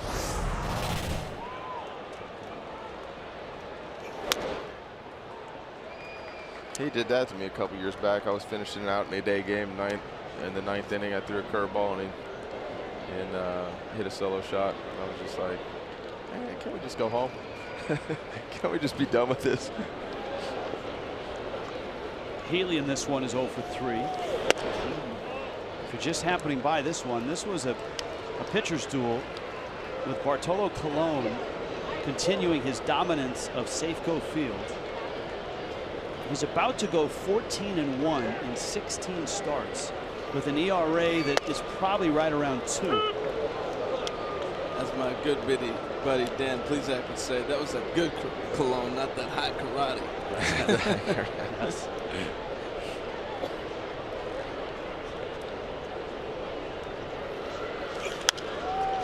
So it was fun, though. Wasn't it fun watching Bartolo? Oh, absolutely. It's fun every time I get to go out there. I mean, watch him pitch. It just to be able to, like, with the way he moves, like we started it off talking about it, the way he moves his fastball, it's three different pitches for it sometimes, you know. So to be able to move front to back and sink it more, and it's just it's awesome. Like you said, Harold, that's what's pitch. That's pitching. You know, it's setting guys up. And you watch him have success here in the major leagues at this age. Very simplistic attack. You think to yourself, are scouts looking for guys like that? Can you find guys like that that don't blow 98 with, you know, massive amounts of spin rate or whatever else they're looking for? Someone who takes that simple approach, has the movement on the two-seamer and the bulldog mentality. I still think at that level, and when you're looking for it, you've still got to stand out in some way. Either your numbers have to be just kind of Bugs Bunny type numbers. You got to be able to have something that you know, you can't go out there and have that and do that and not pitch well. And Colon was that guy early in his career, right? Yeah. Oh yeah, he could bring it. You know, yeah. What also it tells me though is pitching off your fastball. You know, we hear that so much, and I'll never forget one of my favorite stories. '86 All-Star game was in Houston. And Roger Clemens, he's in the American League, and he's the Rocket, and he's the All-Star, and he's facing Dwight Gooden from the National League and the Mets. And Gooden throws a fastball because the pitchers are hitting, and Clemens is batting. He throws him a fastball and steps out, and Clemens asks the umpire, "I throw that hard?" And the umpire says, "Yep, maybe a little harder." And he goes, "I'll never throw another curveball." You know, because I think American League pitchers forget how difficult it is to hit because they don't hit like the National League pitchers do. That ball down the right field line.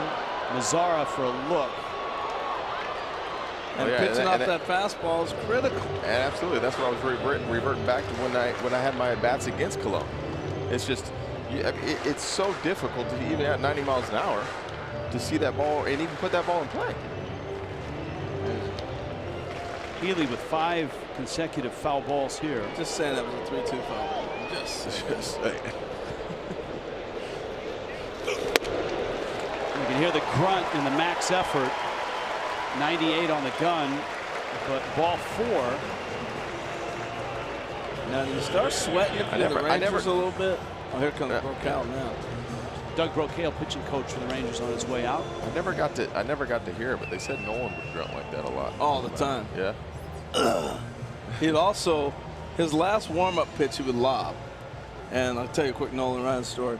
So he would lob the pitch, his last one. And he had thrown 2 one-hitters against the Mariners, and I had 1 hit in those 2 one-hit games. Like one in April and one in September or something like that, so next year. So Nolan lobs his last pitch, and they throw it around the horn, and after he throws his last pitch, he'd strut around and step in front of the mound, you know, and then they throw a ball to him. Right. Like he's putting his guns in, a gunslinger, right? And he walked all the way up by the dirt, and he goes, "Don't even think about bunt." And I wasn't ever going to bunt on Nolan Ryan. Like, are you kidding me? Right. And I'm like, "Okay, old man." And think about I get right on top of the plate, like, "Yeah, got you now." And he threw the first pitch like 99 in my head and flipped me. So now I'm scared to death, and I can't move because I got to stay in the same spot. So long story short, he walks me. I steal second. I steal third, and he's cussing me the whole time. And the next day, we're out running our sprints, and he jogs by me, and I'm out there warming up, and he jogs by and he goes, "Way to compete yesterday, kid." And I was like, wow, that's Nolan Ryan. Nolan Ryan. He's like 45, throwing 98, you know. He was, and obviously great competitor, but there weren't a lot of guys at all. I mean, maybe you could count them on one hand that threw in the upper 90s at that time. Yeah, he was one of the few, and he was a gate attraction. Right. I mean, when we played the Rangers and Nolan Ryan was pitching, the walk-up crowds that night were like 10 to 20,000 extra people.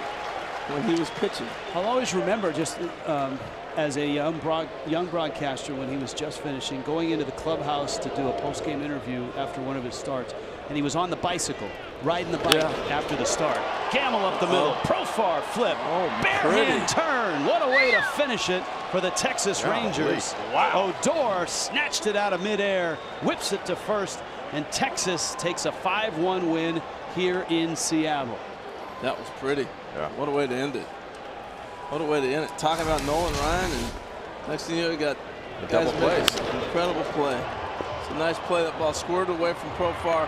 What made this impressive too was Odor with the bare hand. You know, right here, watch the bare hand from Odor in the transfer. That was pretty. Wow. Plenty of time.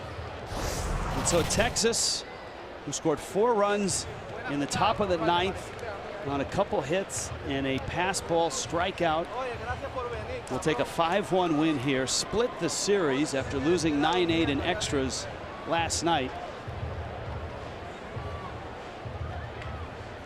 Delino DeShields, as Harold and Colby pointed out, really got it going, especially with that double in the 8th inning. Yeah, he got this ball, shot it into the corner. You know, he's been on such a great hot streak, and you know, we talked a lot about young players, and the game of baseball right now is in a developmental stage, even at the big league level. And we're watching guys get a chance to play. And to me, that's where the Texas Rangers are right now. And if you can get a gem like Delino to continue to develop right in front of your eyes, that's exciting for that front office in Texas. Delino DeShields is down below with our Elise Woodward. Elise? All right, thanks, Rich. Delino, great game for you. You kind of get things going. It was a struggle for the offense through 7 innings. And struggle for you. You were on an 0-14 slump, but you come through with a big hit, the RBI double to break the offense open. What was your mindset when you went into that at-bat? I knew something was coming. Something good was coming. You know, I was seeing the ball good. I've been seeing the ball good. You know, just things haven't been going my way. It's one of those things where you just can't get down and just keep doing what you've been doing. And I trusted myself. I trusted my ability. I trusted my approach. And, you know, I look forward to opportunities like that to come up. And I was glad it was me. You know, but Bartolo, he pitched a hell of a game. I mean, he kept us in there the whole time. He gave us a chance. You know, the guy on their side, Bergman, he did it good too. You know, pound the zone, get quick outs. So yeah, it was. I mean, it was all around. It was a really good game, and yeah, we got some insurance runs late in the 9th, but yeah, it was just a good team win. I'll tell you, Bartolo Colon, what a performance for him. The 7 shutout innings, 7 2/3 shutout innings. This guy's almost 45 years old. What's it like to have him in the clubhouse? I mean, a true veteran presence. He's old as most skippers or managers in this game. Yeah, I mean, he has a great personality. The guys love him. You know, when he speaks, you know, people sit down and they listen to him. And you can just tell he's been around for a long time, you know, based off of what he does on the mound, how he goes about his business. He knows how to prepare himself on a daily basis, and he goes out there and keeps the defense on your toes. That's what you want when you're playing behind a guy on the mound. He threw, what, 26 balls or something? So, you know, everything he was throwing, you had to be ready for it. But ever since he's been here, spring training, you know, he's the same guy. You know, it's like, here it is, hit it. You know, guys get too big and they miss-hit the ball, and he goes deep in games. So he's great to have in our pitcher rotation, great to have in our clubhouse, and yeah, he's a really good teammate. I'm glad to have him. Well, it was a gritty win for you guys, 4 runs in the 9th after you busted things open in the 8th. Congratulations. Appreciate your time, Delino. Yeah, thank you. Yep, you bet. We'll send it back up to you, Rich. All right, Elise, nice job today. Gentlemen, Colby, we'll start with you. For the Texas Rangers, they're missing some significant pieces. Elvis Andrus is out. Adrian Beltre is out. They do have young players. They're 10 under 500 right now. A nice win here. I guess the goal is hope that these 23, 24, 25-year-old kids get enough time to play and develop and start some momentum headed back towards 500 and above. Yeah, absolutely. I think it's huge. It's going to be instrumental in this ball club to get those young guys to step up and take advantage of this opportunity that they're getting right now. You know, with the injuries. But you know, overall, I think, you know, they're still going to have the staff, you know, the pitching staff to go out there and give these young guys, you know, chances to put good at bats together and keep them in ball games for sure. By the way, Bartolo Colon with the win. His ERA here at Safeco Field is now 1.98. He's 14-1 in 16 starts, and I know that's impressive. Harold, for the Mariners, look, it's day one after the Cano suspension. Right. They did not play well defensively. Their bullpen didn't look that sharp, even though Zipchinski got the 3 strikeouts. And that kind of falls in line with what Scott Service said. In the absence of Cano, all the other areas of our game have to be tight, and they weren't today. No, they weren't. And just minimal young mistakes that cost them the game. But I walk away with the positive. I think this offense will hit. And D. Gordon's going to move to second base. That's going to also tighten up that defense a little bit. You're bringing a Gold Glove second baseman in. And so we'll see what happens. It's almost the new look Mariners. And this is going to be an 80-game challenge for them right now as they move forward without Robinson Cano, and see if they're in contention when he comes back. But I did have one thing today that kind of stood out to me. Was the grasshoppers. Eating the grasshoppers. And watching Rich's reaction. This stole the day for me. I mean, that is about as nasty as it can get, huh, Rich? I just love the fact that, look at Kobe's face, like, oh, we baited him. We got him to do it. And he could not handle it. Big mistake. Oh, it's beautiful. Now, you had it, and you said, oh, yeah, it's good, Rich. And then after I put it in my mouth, Harold goes, man, those are terrible. I wouldn't do that again. All right. Next, very well done, gentlemen. Next Thursday, MLB Live on Facebook heads back to Toronto. Josh Donaldson and the Blue Jays host Mike Trout and the Angels. Coverage starts at 12:30 Eastern. For Harold Reynolds, Colby Lewis, Elise Woodward, our entire MLB Network production crew, I'm Rich Waltz. Goodbye from Safeco Field in Seattle. And thanks for joining us. MLB Live on Facebook Watch. Need to rinse that out, man.